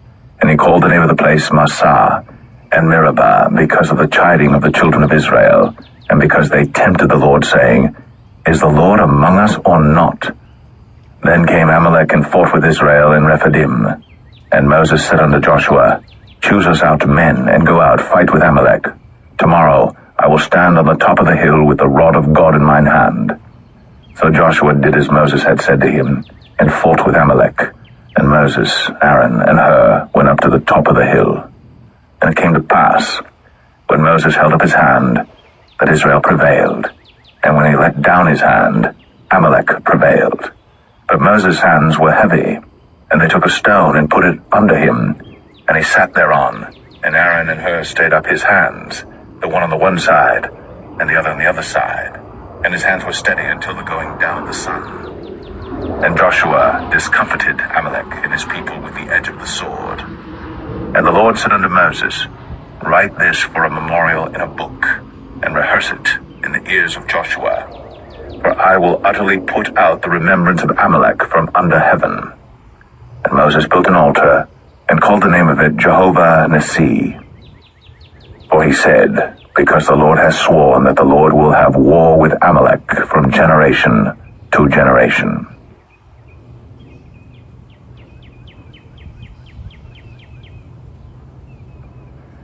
Exodus 18. When Jethro, the priest of Midian, Moses' father-in-law, heard of all that God had done for Moses, and for Israel his people, and that the Lord had brought Israel out of Egypt, then Jethro, Moses' father-in-law, took Zipporah, Moses' wife, after he'd sent her back, and her 2 sons, of which the name of the one was Gershom, for he said, I have been an alien in a strange land. And the name of the other was Eleazar, for the God of my father, said he, was mine help, and delivered me from the sword of Pharaoh. And Jethro, Moses' father-in-law, came with his sons and his wife unto Moses into the wilderness, where he encamped at the mount of God. And he said unto Moses, I thy father-in-law Jethro am come unto thee, and thy wife and her 2 sons with her. And Moses went out to meet his father-in-law, and did obeisance, and kissed him. And they asked each other of their welfare, and they came into the tent. And Moses told his father-in-law all that the Lord had done unto Pharaoh and to the Egyptians for Israel's sake, and all the travail that had come upon them by the way, and how the Lord delivered them. And Jethro rejoiced for all the goodness which the Lord had done to Israel, whom he had delivered out of the hand of the Egyptians. And Jethro said, Blessed be the Lord, who hath delivered you out of the hand of the Egyptians, and out of the hand of Pharaoh, who hath delivered the people from under the hand of the Egyptians. Now I know that the Lord is greater than all gods, for in the thing wherein they dealt proudly he was above them. And Jethro, Moses' father-in-law, took a burnt offering and sacrifices for God. And Aaron came, and all the elders of Israel, to eat bread with Moses' father-in-law before God. And it came to pass on the morrow that Moses sat to judge the people, and the people stood by Moses from the morning unto the evening. And when Moses' father-in-law saw all that he did to the people, he said, What is this thing that thou doest to the people? Why sittest thou thyself alone, and all the people stand by thee from morning unto even? And Moses said unto his father-in-law, Because the people come unto me to inquire of God. When they have a matter, they come unto me, and I judge between one and another, and I do make them know the statutes of God and his laws. And Moses' father-in-law said unto him, The thing that thou doest is not good. Thou wilt surely wear away both thou and this people that is with thee. For this thing is too heavy for thee. Thou art not able to perform it thyself alone. Hearken now unto my voice. I will give thee counsel, and God shall be with thee. Be thou for the people too Godward, that thou mayest bring the causes unto God. And thou shalt teach them ordinances and laws, and shalt show them the way wherein they must walk, and the work that they must do. Moreover, thou shalt provide out of all the people able men, such as fear God, men of truth, hating covetousness, and place such over them to be rulers of thousands, and rulers of hundreds, rulers of 50s, and rulers of 10s. And let them judge the people at all seasons. And it shall be that every great matter they shall bring unto thee, but every small matter they shall judge. So shall it be easier for thyself, and they shall bear the burden with thee. If thou shalt do this thing, and God command thee so, then thou shalt be able to endure, and all this people shall also go to their place in peace. So Moses hearkened to the voice of his father-in-law, and did all that he had said. And Moses chose able men out of all Israel, and made them heads over the people, rulers of thousands, rulers of hundreds, rulers of 50s, and rulers of 10s. And they judged the people at all seasons. The hard causes they brought unto Moses, but every small matter they judged themselves. And Moses let his father-in-law depart, and he went his way into his own land.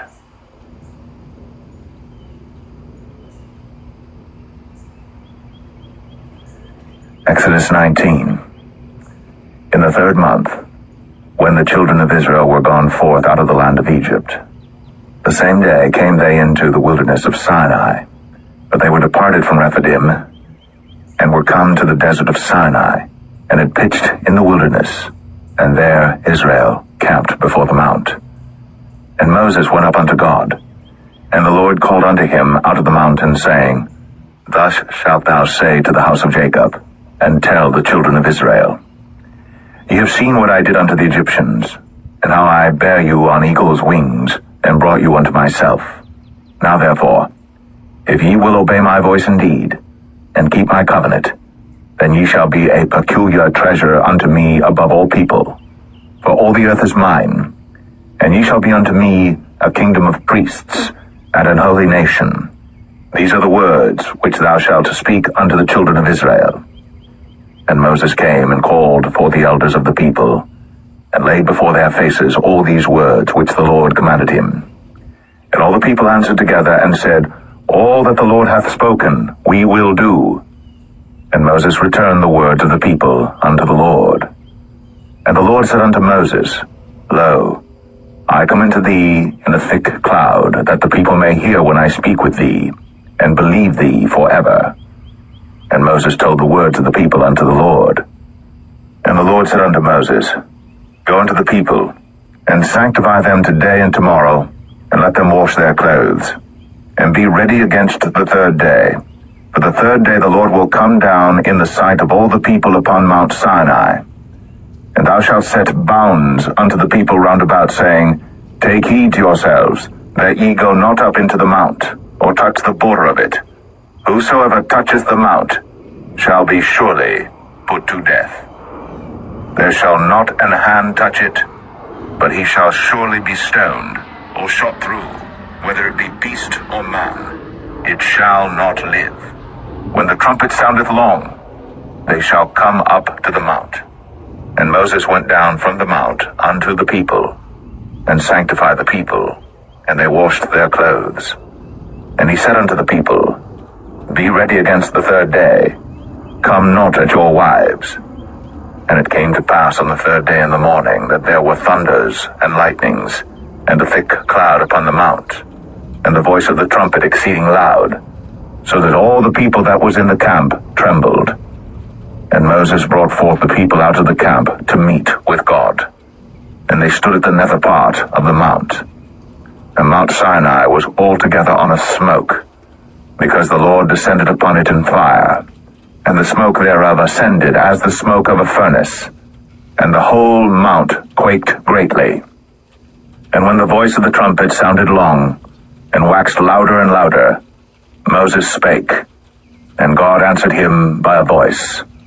And the Lord came down upon Mount Sinai, on the top of the mount, and the Lord called Moses up to the top of the mount, and Moses went up.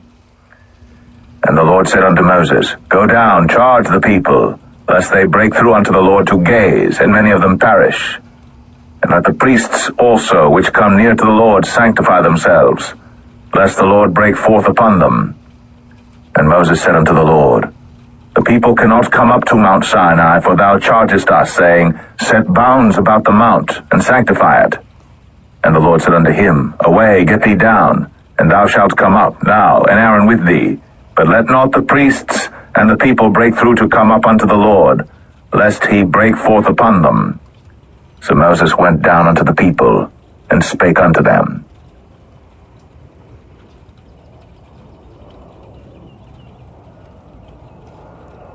Exodus 20. And God spake all these words, saying, I am the Lord thy God, which have brought thee out of the land of Egypt, out of the house of bondage. Thou shalt have no other gods before me. Thou shalt not make unto thee any graven image, or any likeness of anything that is in heaven above, or that is in the earth beneath, or that is in the water under the earth. Thou shalt not bow down thyself to them, nor serve them. For I, the Lord thy God, am a jealous God, visiting the iniquity of the fathers upon the children unto the third and fourth generation of them that hate me, and showing mercy unto thousands of them that love me, and keep my commandments. Thou shalt not take the name of the Lord thy God in vain, for the Lord will not hold him guiltless that taketh his name in vain. Remember the Sabbath day, to keep it holy. 6 days shalt thou labor, and do all thy work. But the seventh day is the Sabbath of the Lord thy God. In it thou shalt not do any work, thou, nor thy son, nor thy daughter, thy manservant, nor thy maidservant, nor thy cattle, nor thy stranger that is within thy gates. For in 6 days the Lord made heaven and earth, the sea, and all that in them is, and rested the seventh day. Wherefore the Lord blessed the Sabbath day, and hallowed it. Honor thy father and thy mother, that thy days may be long upon the land which the Lord thy God giveth thee. Thou shalt not kill. Thou shalt not commit adultery. Thou shalt not steal. Thou shalt not bear false witness against thy neighbor. Thou shalt not covet thy neighbor's house. Thou shalt not covet thy neighbor's wife, nor his manservant, nor his maidservant, nor his ox, nor his ass, nor anything that is thy neighbor's.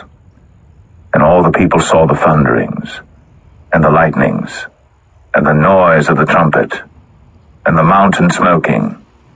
And when the people saw it, they removed, and stood afar off. And they said unto Moses, Speak thou with us, and we will hear. But let not God speak with us, lest we die. And Moses said unto the people, Fear not, for God is come to prove you, and that his fear may be before your faces, that ye sin not. And the people stood afar off. And Moses drew near unto the thick darkness where God was. And the Lord said unto Moses, Thus thou shalt say unto the children of Israel, Ye have seen that I have talked with you from heaven. Ye shall not make with me gods of silver, neither shall ye make unto you gods of gold. An altar of earth thou shalt make unto me, and shalt sacrifice thereon thy burnt offerings, and thy peace offerings, thy sheep and thine oxen. In all places where I record my name I will come unto thee, and I will bless thee. And if thou wilt make me an altar of stone, thou shalt not build it of hewn stone, for if thou lift up thy tool upon it, thou hast polluted it. Neither shalt thou go up by steps unto mine altar, that thy nakedness be not discovered thereon.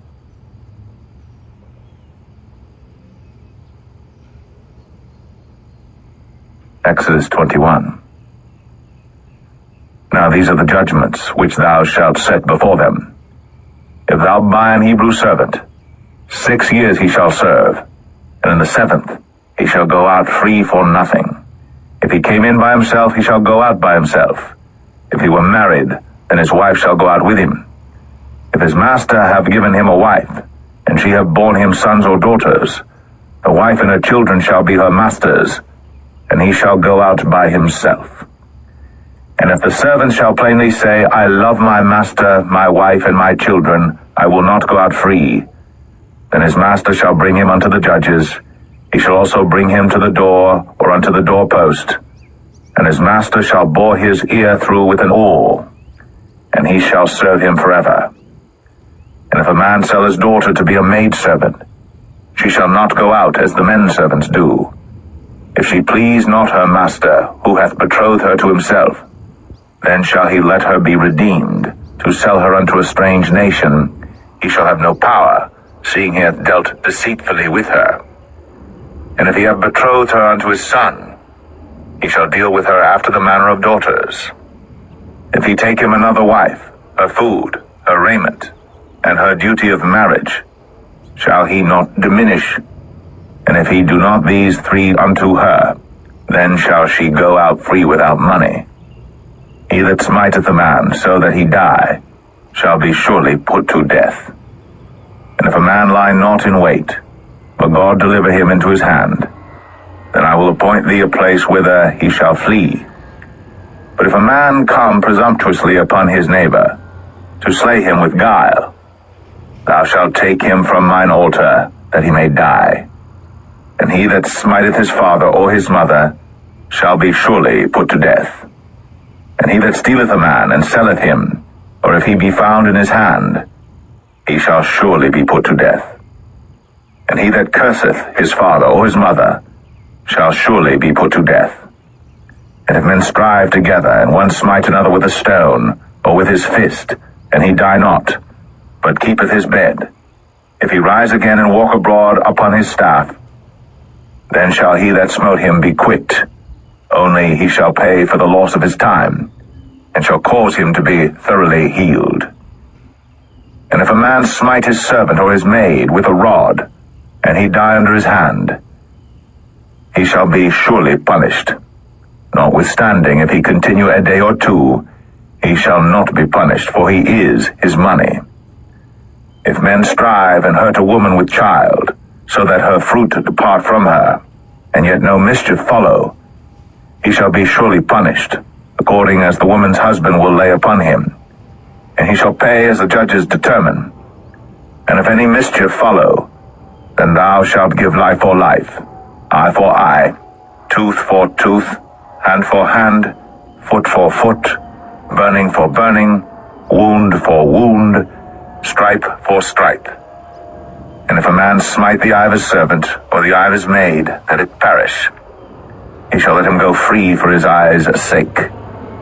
And if he smite out his manservant's tooth, or his maidservant's tooth, he shall let him go free for his tooth's sake. If an ox gore a man or a woman, that they die, then the ox shall be surely stoned, and his flesh shall not be eaten, but the owner of the ox shall be quit. But if the ox were wont to push with his horn in time past, and hath been testified to his owner, and he hath not kept him in, but that he hath killed a man or a woman, the ox shall be stoned, and his owner also shall be put to death. If there be laid on him a sum of money, then he shall give for the ransom of his life whatsoever is laid upon him. Whether he have gored a son, or have gored a daughter, according to this judgment shall it be done unto him. If the ox shall push a manservant or a maidservant, he shall give unto their master 30 shekels of silver, and the ox shall be stoned. And if a man shall open a pit, if a man shall dig a pit, and not cover it, and an ox or an ass fall therein, the owner of the pit shall make it good, and give money unto the owner of them, and the dead beast shall be his. And if one man's ox hurt another's, that he die, then they shall sell the live ox, and divide the money of it, and the dead ox also they shall divide. Or if it be known that the ox hath used to push in time past, and his owner hath not kept him in, he shall surely pay ox for ox, and the dead shall be his own.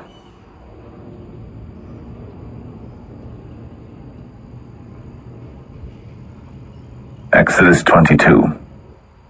If a man shall steal an ox or a sheep and kill it or sell it, he shall restore 5 oxen for an ox and 4 sheep for a sheep. If a thief be found breaking up and be smitten that he die, there shall no blood be shed for him. If the sun be risen upon him, there shall be blood shed for him, for he should make full restitution. If he have nothing, then he shall be sold for his theft. If the theft be certainly found in his hand alive, whether it be ox or ass or sheep, he shall restore double. If a man shall cause a field or vineyard to be eaten, and shall put in his beast, and shall feed in another man's field, of the best of his own field and of the best of his own vineyard, shall he make restitution. If fire break out and catch in thorns, so that stacks of corn or the standing corn of the field be consumed therewith, he that kindle the fire shall surely make restitution. If a man shall deliver unto his neighbor money or stuff to keep, and it be stolen out of the man's house, if the thief be found, let him pay double. If the thief be not found, then the master of the house shall be brought unto the judges to see whether he have put his hand unto his neighbor's goods. For all manner of trespass, whether it be for ox, for ass, for sheep, for raiment, or for any manner of lost thing, which another challengeth to be his, the cause of both parties shall come before the judges, and whom the judges shall condemn, he shall pay double unto his neighbor. If a man deliver unto his neighbor an ass, or an ox, or a sheep, or any beast to keep, and it die, or be hurt, or driven away, no man seeing it, then shall an oath of the Lord be between them both, that he hath not put his hand unto his neighbor's goods, and the owner of it shall accept thereof, and he shall not make it good. And if it be stolen from him, he shall make restitution unto the owner thereof. If it be torn in pieces, then let him bring it for witness, and he shall not make good that which was torn. And if a man borrow aught of his neighbor, and it be hurt or die, the owner thereof being not with it, he shall surely make it good. But if the owner thereof be with it, he shall not make it good. If it be an hired thing, it came for his hire. And if a man entice a maid that is not betrothed, and lie with her, he shall surely endow her to be his wife. If her father utterly refuse to give her unto him, he shall pay money according to the dowry of virgins. Thou shalt not suffer a witch to live. Whosoever lieth with a beast shall surely be put to death. He that sacrificeth unto any god, save unto the Lord only, he shall be utterly destroyed. Thou shalt neither vex a stranger nor oppress him, for ye were strangers in the land of Egypt. Ye shall not afflict any widow or fatherless child. If thou afflict them in any wise, and they cry at all unto me, I will surely hear their cry, and my wrath shall wax hot, and I will kill you with the sword, and your wives shall be widows, and your children fatherless. If thou lend money to any of my people that is poor by thee, thou shalt not be to him as an usurer, neither shalt thou lay upon him usury. If thou at all take thy neighbor's raiment to pledge, thou shalt deliver it unto him by that the sun goeth down. For that is his covering only, it is his raiment for his skin, wherein shall he sleep. And it shall come to pass, when he crieth unto me, that I will hear, for I am gracious. Thou shalt not revile the gods, nor curse the ruler of thy people. Thou shalt not delay to offer the first of thy ripe fruits, and of thy liquors, the firstborn of thy sons shalt thou give unto me. Likewise shalt thou do with thine oxen, and with thy sheep. 7 days it shall be with his dam. On the 8th day thou shalt give it me. And ye shall be holy men unto me. Neither shall ye eat any flesh that is torn of beasts in the field. Ye shall cast it to the dogs.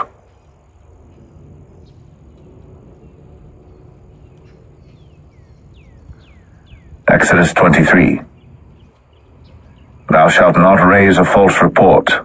Put not thine hand with the wicked to be an unrighteous witness. Thou shalt not follow a multitude to do evil. Neither shalt thou speak in a cause to decline after many to wrest judgment. Neither shalt thou countenance a poor man in his cause. If thou meet thine enemy's ox or his ass going astray, thou shalt surely bring it back to him again. If thou see the ass of him that hateth thee lying under his burden, and wouldest forbear to help him, thou shalt surely help with him. Thou shalt not wrest the judgment of thy poor in his cause. Keep thee far from a false matter, and the innocent and righteous slay thou not. For I will not justify the wicked. And thou shalt take no gift, for the gift blindeth the wise, and perverteth the words of the righteous. Also, thou shalt not oppress a stranger. For ye know the heart of a stranger, seeing ye were strangers in the land of Egypt. And 6 years thou shalt sow thy land, and shalt gather in the fruits thereof. But the 7th year thou shalt let it rest and lie still, that the poor of thy people may eat, and what they leave the beasts of the field shall eat. In like manner thou shalt deal with thy vineyard, and with thy oliveyard.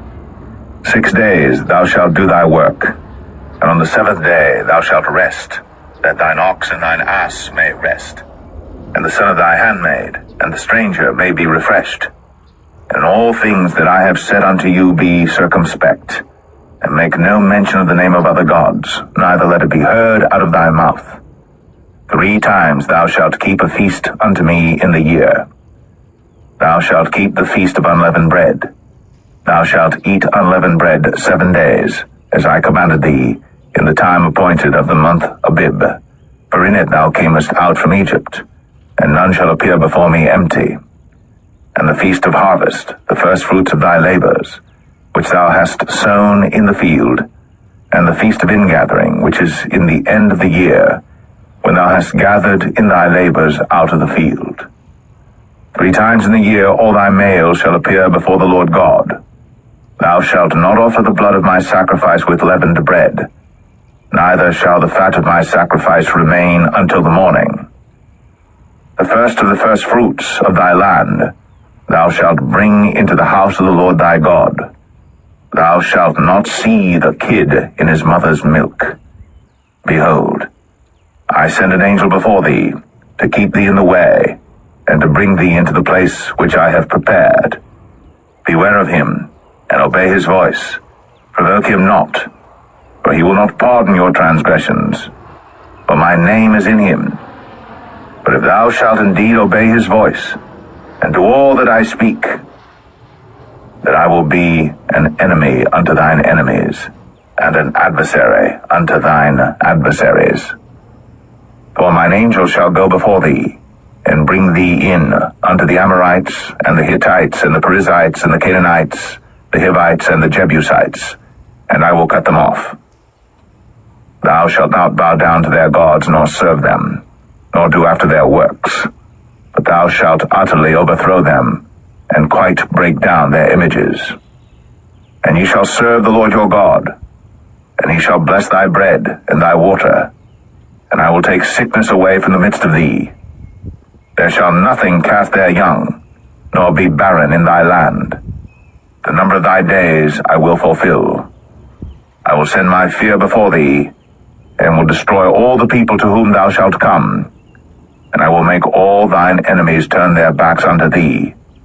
And I will send hornets before thee, which shall drive out the Hivite, the Canaanite, and the Hittite from before thee. I will not drive them out from before thee in 1 year, lest the land become desolate, and the beasts of the field multiply against thee. By little and little I will drive them out from before thee, until thou be increased and inherit the land. And I will set thy bounds from the Red Sea even unto the sea of the Philistines, and from the desert unto the river.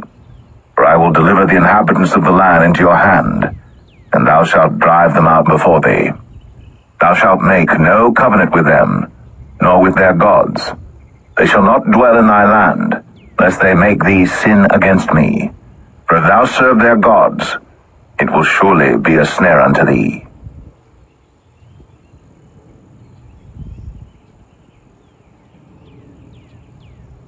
Exodus 24. And he said unto Moses, Come up unto the Lord, thou and Aaron, Nadab and Abihu, and 70 of the elders of Israel, and worship ye afar off. And Moses alone shall come near the Lord, but they shall not come nigh, neither shall the people go up with him. And Moses came, and told the people all the words of the Lord, and all the judgments, and all the people answered with one voice, and said, All the words which the Lord hath said will we do. And Moses wrote all the words of the Lord, and rose up early in the morning, and builded an altar under the hill, and 12 pillars according to the 12 tribes of Israel. And he sent young men of the children of Israel, which offered burnt offerings, and sacrificed peace offerings of oxen unto the Lord. And Moses took half of the blood, and put it in basins, and half of the blood he sprinkled on the altar. And he took the book of the covenant, and read in the audience of the people, and they said, All that the Lord hath said will we do, and be obedient. And Moses took the blood, and sprinkled it on the people, and said, Behold, the blood of the covenant which the Lord hath made with you concerning all these words. Then went up Moses and Aaron, Nadab and Abihu, and 70 of the elders of Israel. And they saw the God of Israel. And there was under his feet, as it were, a paved work of a sapphire stone, and as it were the body of heaven in his clearness. And upon the nobles of the children of Israel he laid not his hand.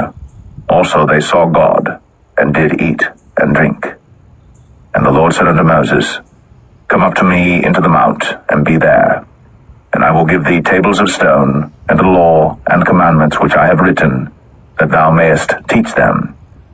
And Moses rose up, and his minister Joshua, and Moses went up into the mount of God. And he said unto the elders, Tarry ye here for us, until we come again unto you. And behold, Aaron and Hur are with you. If any man have any matters to do, let him come unto them. And Moses went up into the mount, and a cloud covered the mount. And the glory of the Lord abode upon Mount Sinai, and the cloud covered it 6 days. And the 7th day he called unto Moses out of the midst of the cloud. And the sight of the glory of the Lord was like devouring fire on the top of the mount in the eyes of the children of Israel. And Moses went into the midst of the cloud, and gat him up into the mount. And Moses was in the mount 40 days and 40 nights.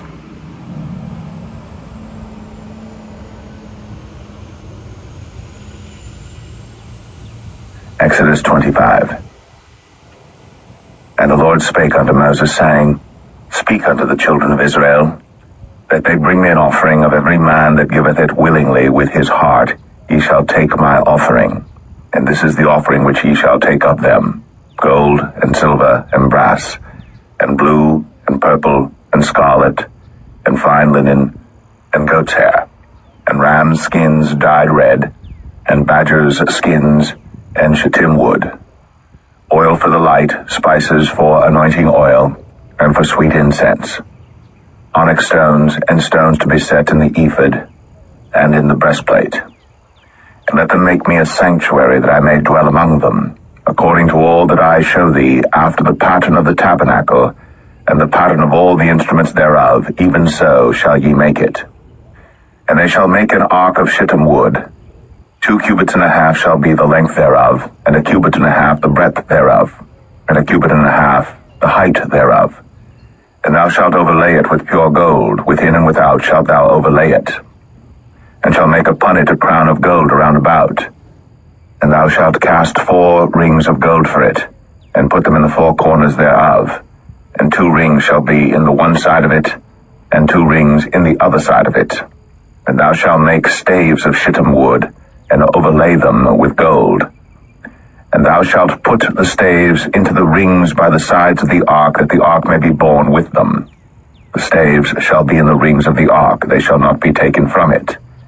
And thou shalt put into the ark the testimony which I shall give thee. And thou shalt make a mercy seat of pure gold. 2 cubits and a half shall be the length thereof, and 1 cubit and a half the breadth thereof. And thou shalt make 2 cherubims of gold. Of beaten work shalt thou make them, in the 2 ends of the mercy seat. and make one cherub on the one end, and the other cherub on the other end. Even of the mercy seat shall ye make the cherubims on the two ends thereof. And the cherubims shall stretch forth their wings on high, covering the mercy seat with their wings, and their faces shall look one to another. Toward the mercy seat shall the faces of the cherubims be. And thou shalt put the mercy seat above upon the ark, and in the ark thou shalt put the testimony that I shall give thee.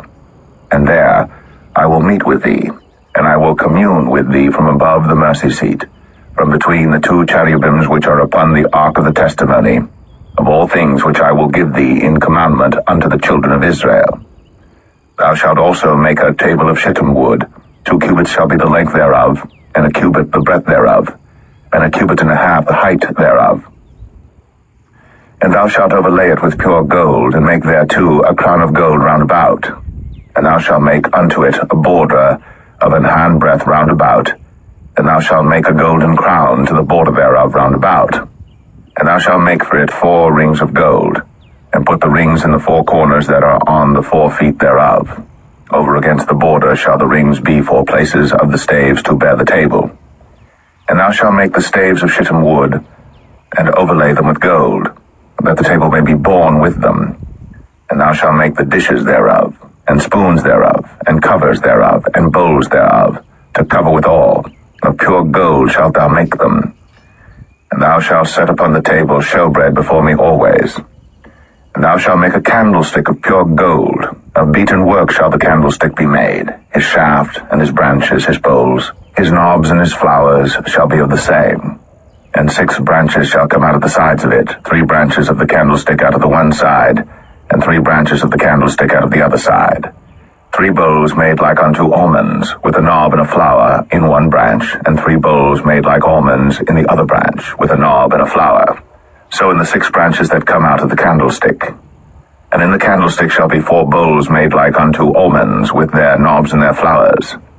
And there shall be a knob under 2 branches of the same, and a knob under 2 branches of the same, and a knob under 2 branches of the same, according to the 6 branches that proceed out of the candlestick. Their knobs and their branches shall be of the same. All it shall be one beaten work of pure gold. And thou shalt make the 7 lamps thereof, and they shall light the lamps thereof, that they may give light over against it. And the tongs thereof, and the snuff dishes thereof, shall be of pure gold. Of a talent of pure gold shall he make it with all these vessels. And look that thou make them after their pattern, which was shown thee in the mount.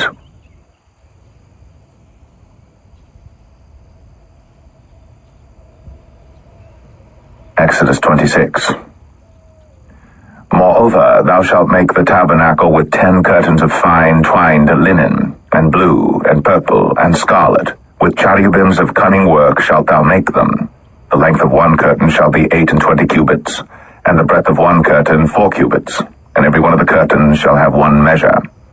The 5 curtains shall be coupled together one to another, and other 5 curtains shall be coupled one to another. And thou shalt make loops of blue upon the edge of the one curtain, from the selvage in the coupling. And likewise shalt thou make in the uttermost edge of another curtain, in the coupling of the second. 50 loops shalt thou make in the one curtain, and 50 loops shalt thou make in the edge of the curtain that is in the coupling of the second, that the loops may take hold one of another.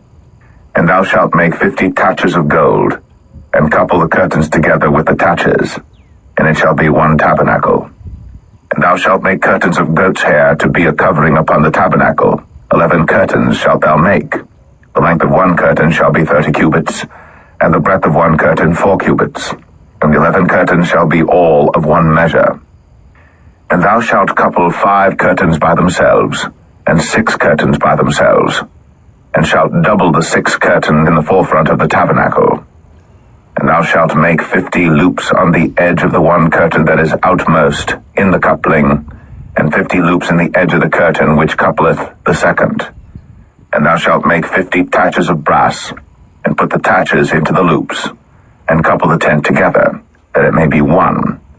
And the remnant that remaineth of the curtains of the tent, the half curtain that remaineth, shall hang over the backside of the tabernacle, and a cubit on the one side, and a cubit on the other side of that which remaineth in the length of the curtains of the tent. It shall hang over the sides of the tabernacle on this side, and on that side to cover it. And thou shalt make a covering for the tent of ram skins dyed red, and a covering above of badgers' skins. And thou shalt make boards for the tabernacle of shittim wood standing up. 10 cubits shall be the length of a board, and a cubit and a half shall be the breadth of one board. 2 tenons shall there be in one board, set in order, one against another. Thus shalt thou make for all the boards of the tabernacle. And thou shalt make the boards for the tabernacle 20 boards on the south side southward. And thou shalt make 40 sockets of silver under the 20 boards, 2 sockets under one board for his 2 tenons, and 2 sockets under another board for his 2 tenons. And for the second side of the tabernacle on the north side there shall be 20 boards, and there 40 sockets of silver, 2 sockets under one board, and 2 sockets under another board. And for the sides of the tabernacle westward thou shalt make 6 boards, and 2 boards shalt thou make for the corners of the tabernacle in the 2 sides. And they shall be coupled together beneath, and they shall be coupled together above the head of it unto one ring. Thus shall it be for them both. They shall be for the 2 corners. And they shall be 8 boards, and their sockets of silver 16 sockets, 2 sockets under one board, and 2 sockets under another board. And thou shalt make bars of shittim wood, 5 for the boards of the one side of the tabernacle, and 5 bars for the boards of the other side of the tabernacle, and 5 bars for the boards of the side of the tabernacle for the 2 sides westward. And the middle bar in the midst of the boards shall reach from end to end, and thou shalt overlay the boards with gold, and make their rings of gold, for places for the bars, and thou shalt overlay the bars with gold. And thou shalt rear up the tabernacle according to the fashion thereof which was shown thee in the mount.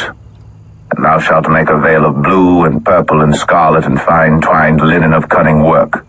With cherubims shall it be made. And thou shalt hang it upon 4 pillars of shittim wood overlaid with gold. Their hooks shall be of gold, upon the 4 sockets of silver. And thou shalt hang up the veil under the taches, that thou mayest bring in thither within the veil the ark of the testimony.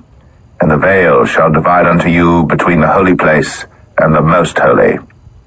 And thou shalt put the mercy seat upon the ark of the testimony in the most holy place. And thou shalt set the table without the veil, and the candlestick over against the table on the side of the tabernacle toward the south. And thou shalt put the table on the north side. And thou shalt make an hanging for the door of the tent of blue and purple and scarlet, and fine twined linen wrought with needlework. And thou shalt make for the hanging 5 pillars of shittim wood, and overlay them with gold, and the hooks shall be of gold, and thou shalt cast 5 sockets of brass for them.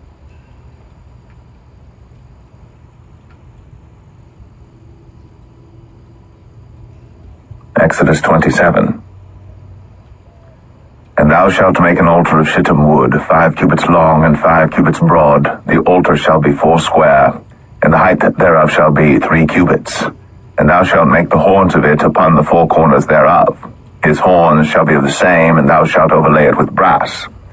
And thou shalt make his pans to receive his ashes, and his shovels, and his basins, and his flesh hooks, and his fire pans. All the vessels thereof thou shalt make of brass. And thou shalt make for it a grate of network of brass, and upon the net shalt thou make 4 brazen rings in the 4 corners thereof. And thou shalt put it under the compass of the altar beneath, that the net may be even to the midst of the altar. And thou shalt make staves for the altar, staves of shittim wood, and overlay them with brass. And the staves shall be put into the rings, and the staves shall be upon the 2 sides of the altar to bear it. Hollow with boards shalt thou make it, as it was shown thee in the mount, so shall they make it.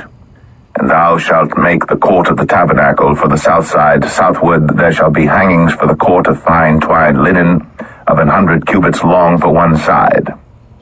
And the 20 pillars thereof, and their 20 sockets shall be of brass. The hooks of the pillars, and their fillets, shall be of silver. And likewise for the north side in length there shall be hangings of 100 cubits long, and his 20 pillars, and their 20 sockets of brass, the hooks of the pillars, and their fillets of silver. And for the breadth of the court on the west side shall be hangings of 50 cubits, their pillars 10, and their sockets 10. And the breadth of the court on the east side eastward shall be 50 cubits. The hangings of one side of the gate shall be 15 cubits, their pillars 3, and their sockets 3. And on the other side shall be hangings 15 cubits, their pillars 3, and their sockets 3. And for the gate of the court shall be an hanging of 20 cubits of blue and purple and scarlet and fine twined linen, wrought with needlework, and their pillars shall be 4, and their sockets 4. All the pillars round about the court shall be filleted with silver. Their hooks shall be of silver, and their sockets of brass. The length of the court shall be 100 cubits, and the breadth 50 everywhere, and the height 5 cubits of fine twined linen, and their sockets of brass. All the vessels of the tabernacle, and all the service thereof, and all the pins thereof, and all the pins of the court shall be of brass. And thou shalt command the children of Israel that they bring thee pure oil, olive beaten for the light, to cause the lamp to burn always. In the tabernacle of the congregation without the veil, which is before the testimony, Aaron and his sons shall order it from evening to morning before the Lord. It shall be a statute forever unto their generations on the behalf of the children of Israel.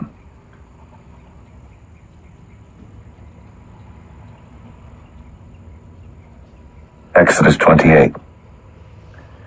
And take thou unto thee Aaron thy brother, and his sons with him, from among the children of Israel, that he may minister unto me in the priest's office, even Aaron, Nadab, and Abihu, Eleazar, and Ithamar, Aaron's sons. And thou shalt make holy garments for Aaron thy brother, for glory and for beauty. And thou shalt speak unto all that are wise-hearted, whom I have filled with the spirit of wisdom, that they may make Aaron's garments to consecrate him, that he may minister unto me in the priest's office. And these are the garments which they shall make: a breastplate, and an ephod, and a robe, and a broidered coat, a mitre, and a girdle. And they shall make holy garments for Aaron thy brother, and his sons, that he may minister unto me in the priest's office. And they shall take gold, and blue, and purple, and scarlet, and fine linen. And they shall make the ephod of gold, of blue, and of purple, of scarlet, and fine twined linen with cunning work. It shall have the 2 shoulder pieces thereof joined at the 2 edges thereof, and so it shall be joined together. And the curious girdle of the ephod which is upon it shall be of the same, according to the work thereof, even of gold, of blue, and purple, and scarlet, and fine twined linen. And thou shalt take 2 onyx stones, and grave on them the names of the children of Israel, 6 of their names on one stone, and the other 6 names of the rest on the other stone, according to their birth. With the work of an engraver in stone, like the engravings of a signet, shalt thou engrave the 2 stones with the names of the children of Israel. Thou shalt make them to be set in ouches of gold. And thou shalt put the 2 stones upon the shoulders of the ephod for stones of memorial unto the children of Israel. And Aaron shall bear their names before the Lord upon his 2 shoulders for a memorial. And thou shalt make ouches of gold, and 2 chains of pure gold at the ends. Of wreathen work shalt thou make them, and fasten the wreathen chains to the ouches. And thou shalt make the breastplate of judgment with cunning work. After the work of the ephod thou shalt make it, of gold, of blue, and of purple, and of scarlet, and of fine twined linen shalt thou make it. 4 square it shall be, being doubled. A span shall be the length thereof, and a span shall be the breadth thereof. And thou shalt set in it settings of stones, even 4 rows of stones. The first row shall be a sardius, a topaz, and a carbuncle. This shall be the first row. And the second row shall be an emerald, a sapphire, and a diamond. And the third row a ligure, an agate, and an amethyst. And the 4th row a beryl, and an onyx, and a jasper. They shall be set in gold in their enclosings. And the stone shall be with the names of the children of Israel, 12 according to their names, like the engravings of a signet. Every one with his name shall they be according to the 12 tribes. And thou shalt make upon the breastplate chains at the ends of wreathen work of pure gold. And thou shalt make upon the breastplate 2 rings of gold, and shalt put the 2 rings on the 2 ends of the breastplate. And thou shalt put the 2 wreathen chains of gold in the 2 rings which are on the ends of the breastplate. And the other 2 ends of the 2 wreathen chains thou shalt fasten in the 2 ouches, and put them on the shoulder pieces of the ephod before it. And thou shalt make 2 rings of gold, and thou shalt put them upon the 2 ends of the breastplate, in the border thereof, which is in the side of the ephod inward. And 2 other rings of gold thou shalt make, and shalt put them on the 2 sides of the ephod underneath, toward the forepart thereof, over against the other coupling thereof, above the curious girdle of the ephod. And they shall bind the breastplate by the rings thereof unto the rings of the ephod with a lace of blue, that it may be above the curious girdle of the ephod, and that the breastplate be not loosed from the ephod. And Aaron shall bear the names of the children of Israel in the breastplate of judgment upon his heart, when he goeth in unto the holy place for a memorial before the Lord continually. And thou shalt put in the breastplate of judgment the Urim and the Thummim, and they shall be upon Aaron's heart, when he goeth in before the Lord.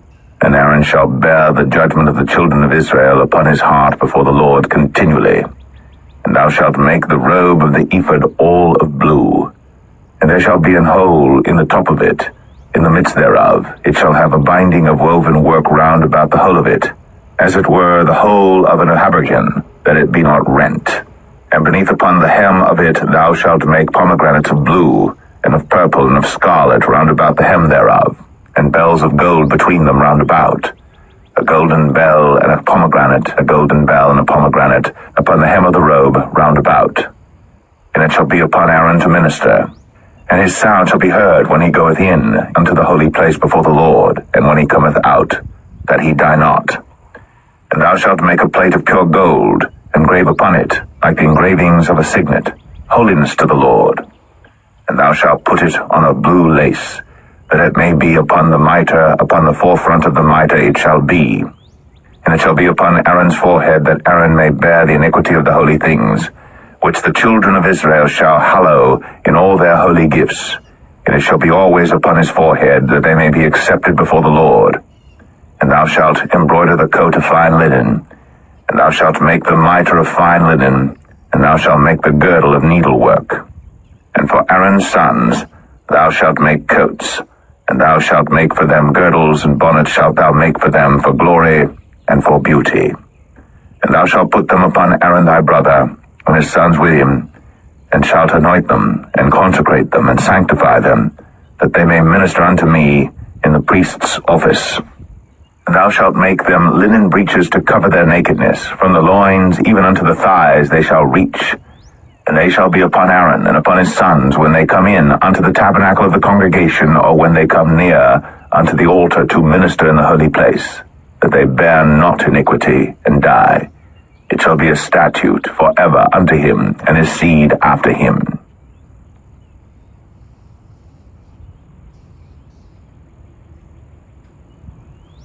Exodus 29. And this is the thing that thou shalt do unto them to hallow them, to minister unto me in the priest's office. Take 1 young bullock and 2 rams without blemish, and unleavened bread and cakes unleavened tempered with oil, and wafers unleavened anointed with oil, of wheaten flour shalt thou make them. And thou shalt put them into 1 basket, and bring them in the basket, with the bullock and the 2 rams. And Aaron and his sons thou shalt bring unto the door of the tabernacle of the congregation, and shalt wash them with water. And thou shalt take the garments, and put upon Aaron the coat, and the robe of the ephod, and the ephod, and the breastplate, and gird him with the curious girdle of the ephod. And thou shalt put the mitre upon his head, and put the holy crown upon the mitre. Then shalt thou take the anointing oil, and pour it upon his head, and anoint him. And thou shalt bring his sons, and put coats upon them.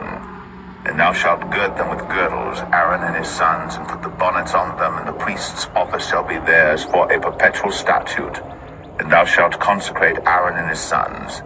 And thou shalt cause a bullock to be brought before the tabernacle of the congregation, and Aaron and his sons shall put their hands upon the head of the bullock. And thou shalt kill the bullock before the Lord, by the door of the tabernacle of the congregation.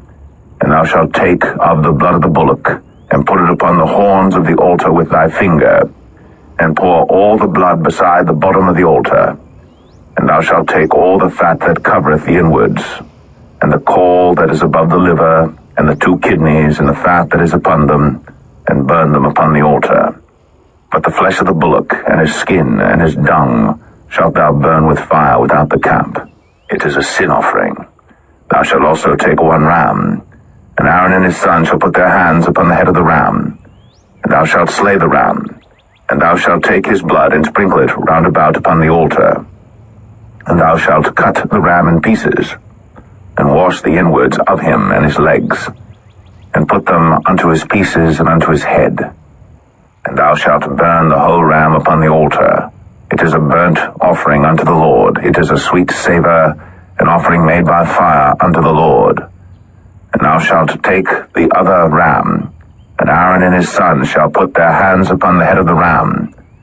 Then shalt thou kill the ram, and take of his blood, and put it upon the tip of the right ear of Aaron, and upon the tip of the right ear of his sons, and upon the thumb of their right hand, and upon the great toe of their right foot, and sprinkle the blood upon the altar round about. And thou shalt take of the blood that is upon the altar, and of the anointing oil, and sprinkle it upon Aaron, and upon his garments, and upon his sons, and upon the garments of his sons with him. And he shall be hallowed, and his garments, and his sons' garments with him. Also, thou shalt take of the ram the fat and the rump, and the fat that covereth the inwards, and the caul above the liver, and the 2 kidneys, and the fat that is upon them, and the right shoulder, for it is a ram of consecration. And 1 loaf of bread, and 1 cake of oiled bread, and 1 wafer out of the basket of the unleavened bread that is before the Lord. And thou shalt put all in the hands of Aaron, and in the hands of his sons, and shalt wave them for a wave offering before the Lord. And thou shalt receive them of their hands, and burn them upon the altar for a burnt offering, for a sweet savour before the Lord. It is an offering made by fire unto the Lord. And thou shalt take the breast of the ram of Aaron's consecration, and wave it for a wave offering before the Lord, and it shall be thy part. And thou shalt sanctify the breast of the wave offering, and the shoulder of the heave offering, which is waved, and which is heaved up, of the ram of the consecration, even of that which is for Aaron, and of that which is for his sons. And it shall be Aaron's and his sons by a statute forever from the children of Israel. For it is an heave offering, and it shall be an heave offering from the children of Israel of the sacrifice of their peace offerings, even their heave offering unto the Lord. And the holy garments of Aaron shall be his sons after him, to be anointed therein, and to be consecrated in them. And that son that is priest in his stead shall put them on 7 days, when he cometh into the tabernacle of the congregation to minister in the holy place. And thou shalt take the ram of the consecration, and seethe his flesh in the holy place. And Aaron and his sons shall eat the flesh of the ram, and the bread that is in the basket by the door of the tabernacle of the congregation. And they shall eat those things wherewith the atonement was made, to consecrate and to sanctify them. But a stranger shall not eat thereof, because they are holy. And if aught of the flesh of the consecrations, or of the bread, remain unto the morning, then thou shalt burn the remainder with fire. It shall not be eaten, because it is holy. And thus shalt thou do unto Aaron and to his sons, according to all things which I have commanded thee. 7 days shalt thou consecrate them. And thou shalt offer every day a bullock for a sin offering, for atonement. And thou shalt cleanse the altar, when thou hast made an atonement for it. And thou shalt anoint it, to sanctify it. 7 days thou shalt make an atonement for the altar, and sanctify it. And it shall be an altar most holy. Whatsoever toucheth the altar shall be holy. Now this is that which thou shalt offer upon the altar: 2 lambs of the first year, day by day, continually. The 1 lamb thou shalt offer in the morning, and the other lamb thou shalt offer at even. And with the 1 lamb 1/10 deal of flour mingled with the 4th part of an hin of beaten oil, and the 4th part of an hin of wine for a drink offering. And the other lamb thou shalt offer at even, and shalt do thereto according to the meat offering of the morning, and according to the drink offering thereof, for a sweet savour, an offering made by fire unto the Lord.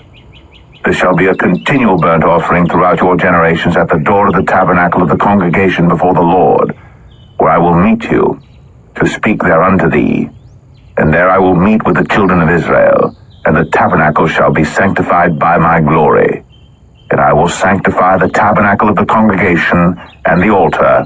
I will sanctify also both Aaron and his sons to minister to me in the priest's office, and I will dwell among the children of Israel, and will be their God. And they shall know that I am the Lord their God, that brought them forth out of the land of Egypt, that I may dwell among them. I am the Lord their God.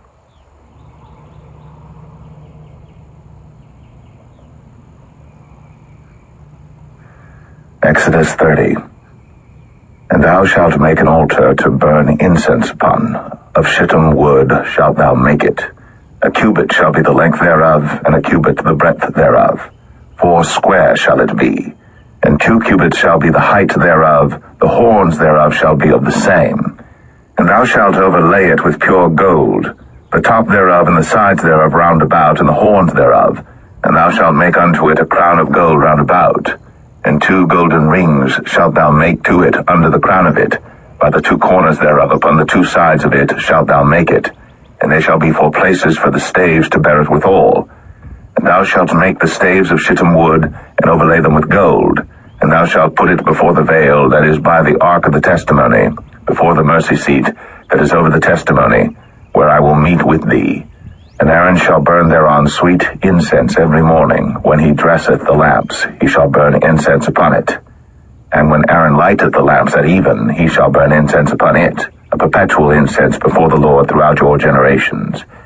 Ye shall offer no strange incense thereon, nor burnt sacrifice, nor meat offering, neither shall ye pour drink offering thereon. And Aaron shall make an atonement upon the horns of it once in a year with the blood of the sin offering of atonements. Once in the year shall he make atonement upon it throughout your generations. It is most holy unto the Lord.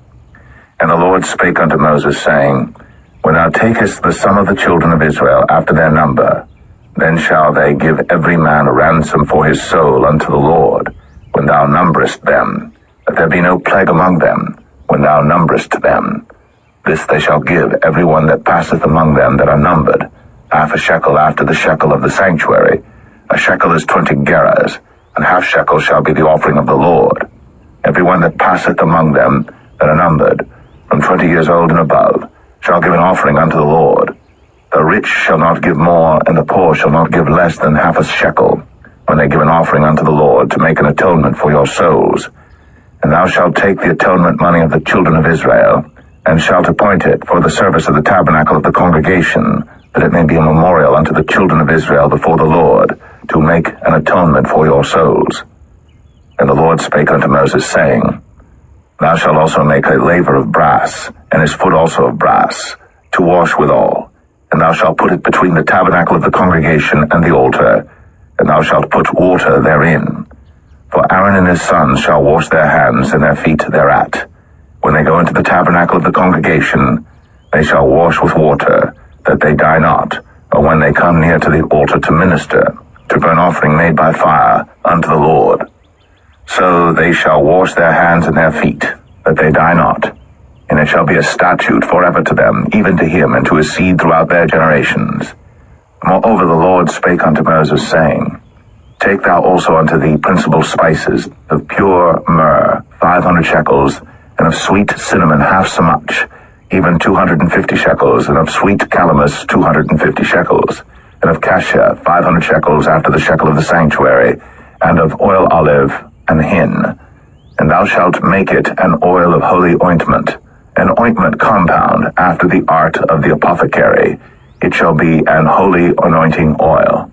And thou shalt anoint the tabernacle of the congregation therewith, and the ark of the testimony, and the table and all his vessels, and the candlestick and his vessels, and the altar of incense, and the altar of burnt offering with all his vessels, and the laver and his foot. And thou shalt sanctify them, that they may be most holy. Whatsoever touches them shall be holy. And thou shalt anoint Aaron and his sons, and consecrate them, that they may minister unto me in the priest's office. And thou shalt speak unto the children of Israel, saying, This shall be an holy anointing oil unto me throughout your generations. Upon man's flesh shall it not be poured, neither shall ye make any other like it, after the composition of it.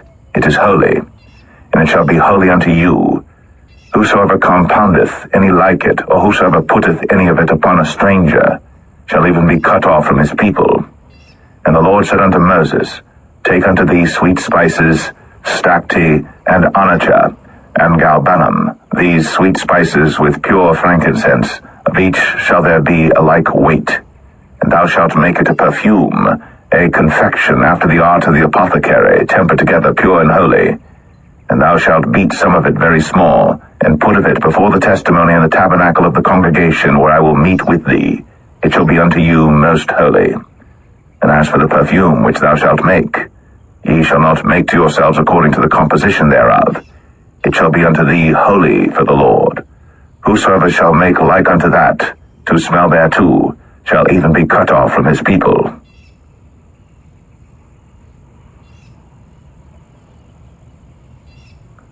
Exodus 31. And the Lord spake unto Moses, saying, See, I have called by name Bezalel the son of Uri, the son of Hur, of the tribe of Judah, and I have filled him with the Spirit of God, in wisdom, and in understanding, and in knowledge, and in all manner of workmanship, to devise cunning works, to work in gold, and in silver, and in brass, and in cutting of stones, to set them, and in carving of timber, to work in all manner of workmanship. And I, behold, I have given with him Aholiab, the son of Ahisamach, of the tribe of Dan. And in the hearts of all that are wise-hearted I have put wisdom, that they may make all that I have commanded thee: the tabernacle of the congregation, and the ark of the testimony, and the mercy seat that is thereupon, and all the furniture of the tabernacle, and the table, and his furniture, and the pure candlestick with all his furniture, and the altar of incense, and the altar of burnt offering with all his furniture, and the laver and his foot, and the cloths of service, and the holy garments for Aaron the priest, and the garments of his sons to minister in the priest's office, and the anointing oil, and sweet incense for the holy place, according to all that I have commanded thee shall they do.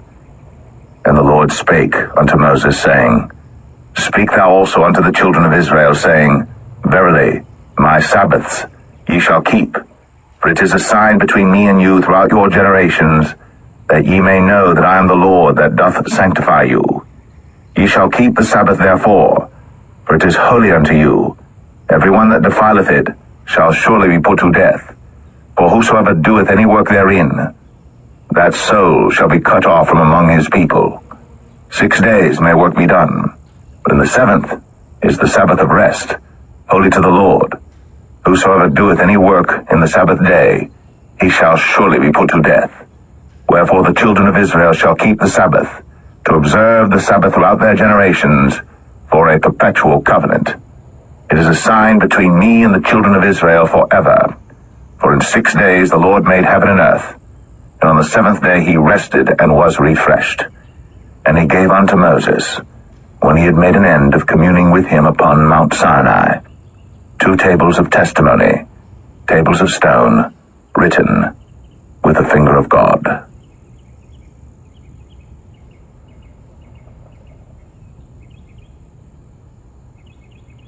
Exodus 32.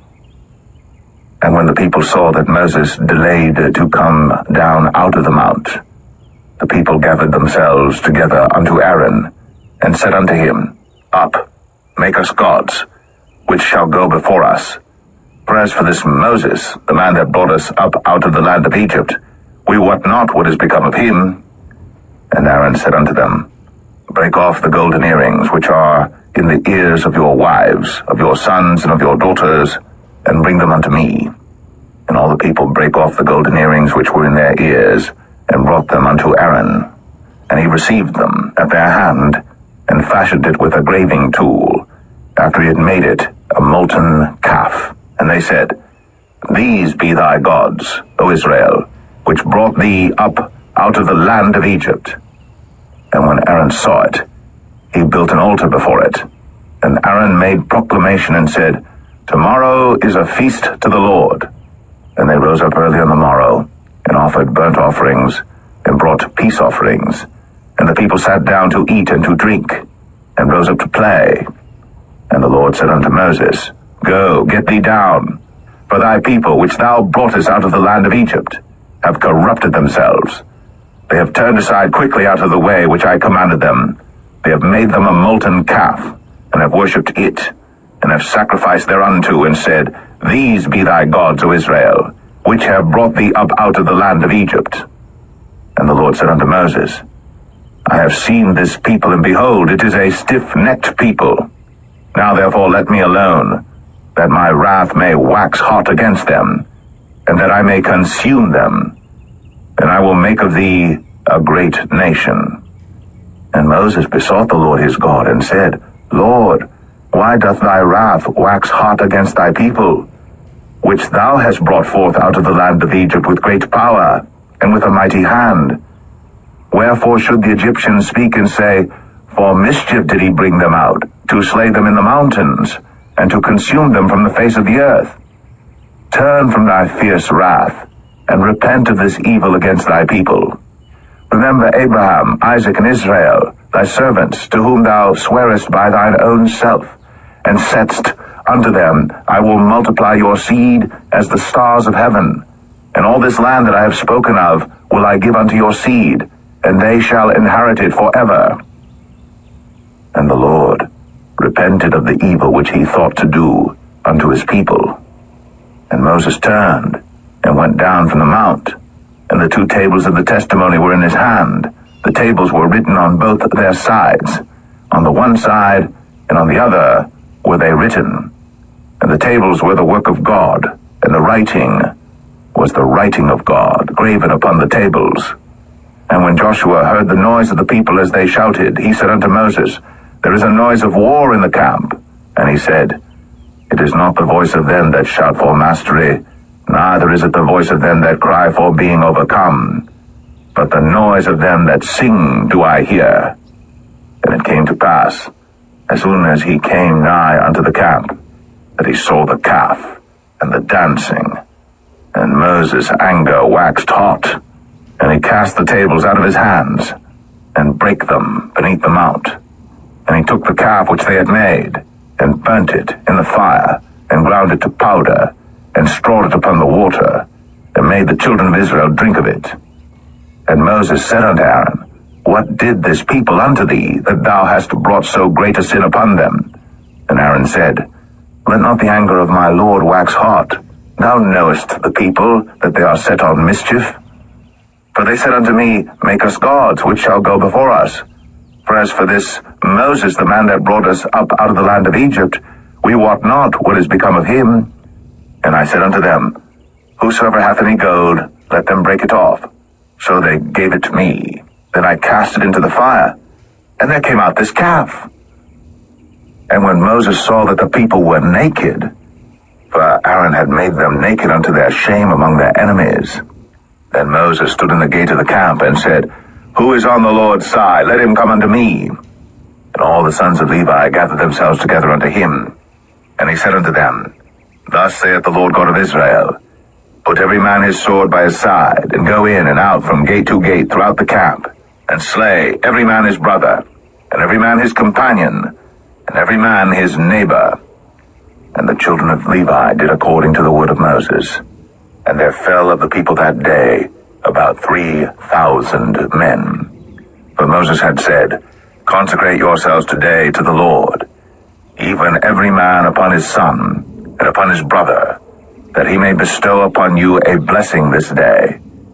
And it came to pass on the morrow, that Moses said unto the people, Ye have sinned a great sin, and now I will go up unto the Lord.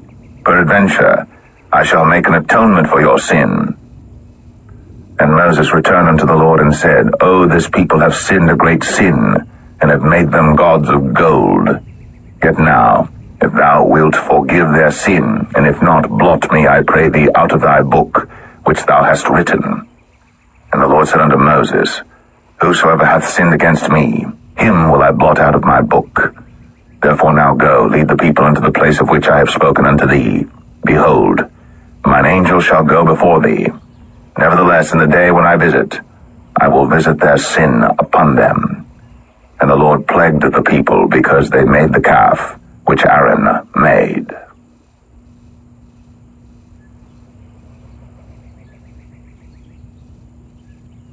Exodus 33. And the Lord said unto Moses, Depart, and go up hence, thou, and the people which thou hast brought up out of the land of Egypt, unto the land which I swear unto Abraham, to Isaac, and to Jacob, saying, Unto thy seed will I give it. And I will send an angel before thee, and I will drive out the Canaanite, the Amorite, and the Hittite, and the Perizzite, the Hivite, and the Jebusite, unto a land flowing with milk and honey. For I will not go up in the midst of thee, for thou art a stiff-necked people, lest I consume thee in the way. And when the people heard these evil tidings, they mourned, and no man did put on him his ornaments. For the Lord had said unto Moses, Say unto the children of Israel, Ye are a stiff-necked people. I will come up into the midst of thee in a moment, and consume thee. Therefore now put off thy ornaments from thee, that I may know what to do unto thee. And the children of Israel stripped themselves of their ornaments by the mount Horeb. And Moses took the tabernacle, and pitched it without the camp, afar off from the camp, and called it the tabernacle of the congregation.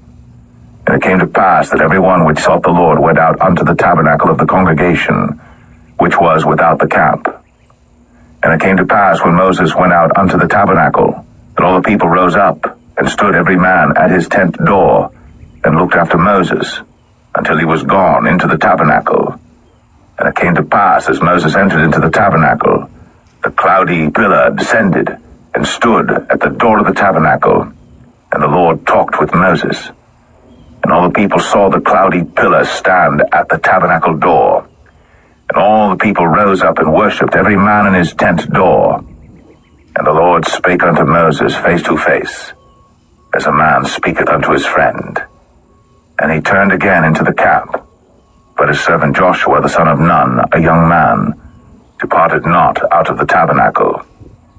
And Moses said unto the Lord, See, thou sayest unto me, Bring up this people, and thou hast not let me know whom thou wilt send with me. Yet thou hast said, I know thee by name, and thou hast also found grace in my sight. Now therefore, I pray thee, if I have found grace in thy sight, show me now thy way, that I may know thee, that I may find grace in thy sight, and consider that this nation is thy people. And he said, My presence shall go with thee, and I will give thee rest. And he said unto him, If thy presence go not with me, carry us not up hence. For wherein shall it be known here that I and thy people have found grace in thy sight? Is it not in that thou goest with us? So shall we be separated, I and thy people, from all the people that are upon the face of the earth. And the Lord said unto Moses, I will do this thing also that thou hast spoken, for thou hast found grace in my sight, and I know thee by name. And he said, I beseech thee, show me thy glory. And he said, I will make all my goodness pass before thee, and I will proclaim the name of the Lord before thee, and will be gracious to whom I will be gracious, and will show mercy on whom I will show mercy. And he said, Thou canst not see my face, for there shall no man see me and live. And the Lord said, Behold, there is a place by me, and thou shalt stand upon a rock. And it shall come to pass, while my glory passeth by, that I will put thee in a cleft of the rock, and will cover thee with my hand while I pass by. And I will take away mine hand, and thou shalt see my back parts, but my face shall not be seen.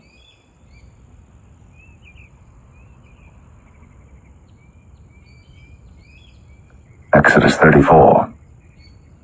And the Lord said unto Moses, Hew thee 2 tables of stone like unto the first. And I will write upon these tables the words that were in the first tables which thou breakest. And be ready in the morning, and come up in the morning unto Mount Sinai, and present thyself there to me in the top of the mount. And no man shall come up with thee, neither let any man be seen throughout all the mount. Neither let the flocks nor herds feed before that mount. And he hewed 2 tables of stone like unto the first. And Moses rose up early in the morning, and went up unto Mount Sinai, as the Lord had commanded him, and took in his hand the 2 tables of stone. And the Lord descended in the cloud, and stood with him there, and proclaimed the name of the Lord. And the Lord passed by before him, and proclaimed, the Lord God, merciful and gracious, long-suffering, and abundant in goodness and truth, keeping mercy for thousands, forgiving iniquity and transgression and sin, and that will by no means clear the guilty, visiting the iniquity of the fathers upon the children, and upon the children's children, unto the 3rd and to the 4th generation. And Moses made haste, and bowed his head toward the earth, and worshipped. And he said, If now I have found grace in thy sight, O Lord, let my Lord, I pray thee, go among us. For it is a stiff-necked people, and pardon our iniquity and our sin, and take us for thine inheritance. And he said, Behold, I make a covenant. Before all thy people I will do marvels, such as have not been done in all the earth, nor in any nation. And all the people among which thou art shall see the work of the Lord. For it is a terrible thing that I will do with thee. Observe thou that which I command thee this day. Behold, I drive out before thee the Amorite, and the Canaanite, and the Hittite, and the Perizzite, and the Hivite, and the Jebusite. Take heed to thyself, lest thou make a covenant with the inhabitants of the land whither thou goest, lest it be for a snare in the midst of thee. But ye shall destroy their altars, break their images, and cut down their groves. For thou shalt worship no other God, for the Lord whose name is a jealous God. Lest thou make a covenant with the inhabitants of the land, and they go a-whoring after their gods, and do sacrifice unto their gods, and one call thee, and thou eat of his sacrifice, and thou take of their daughters unto thy sons, and their daughters go a-whoring after their gods, and make thy sons go a-whoring after their gods. Thou shalt make thee no molten gods. The feast of unleavened bread shalt thou keep. 7 days thou shalt eat unleavened bread, as I commanded thee, in the time of the month Abib. For in the month Abib thou camest out from Egypt. All that openeth the matrix is mine, and every firstling among thy cattle, whether ox or sheep that is male. But the firstling of an ass thou shalt redeem with a lamb. And if thou redeem him not, then shalt thou break his neck. All the firstborn of thy sons thou shalt redeem, and none shall appear before me empty. 6 days thou shalt work, but on the 7th day thou shalt rest. In earing time and in harvest thou shalt rest. And thou shalt observe the feast of weeks, of the first fruits of wheat harvest, and the feast of ingathering at the year's end.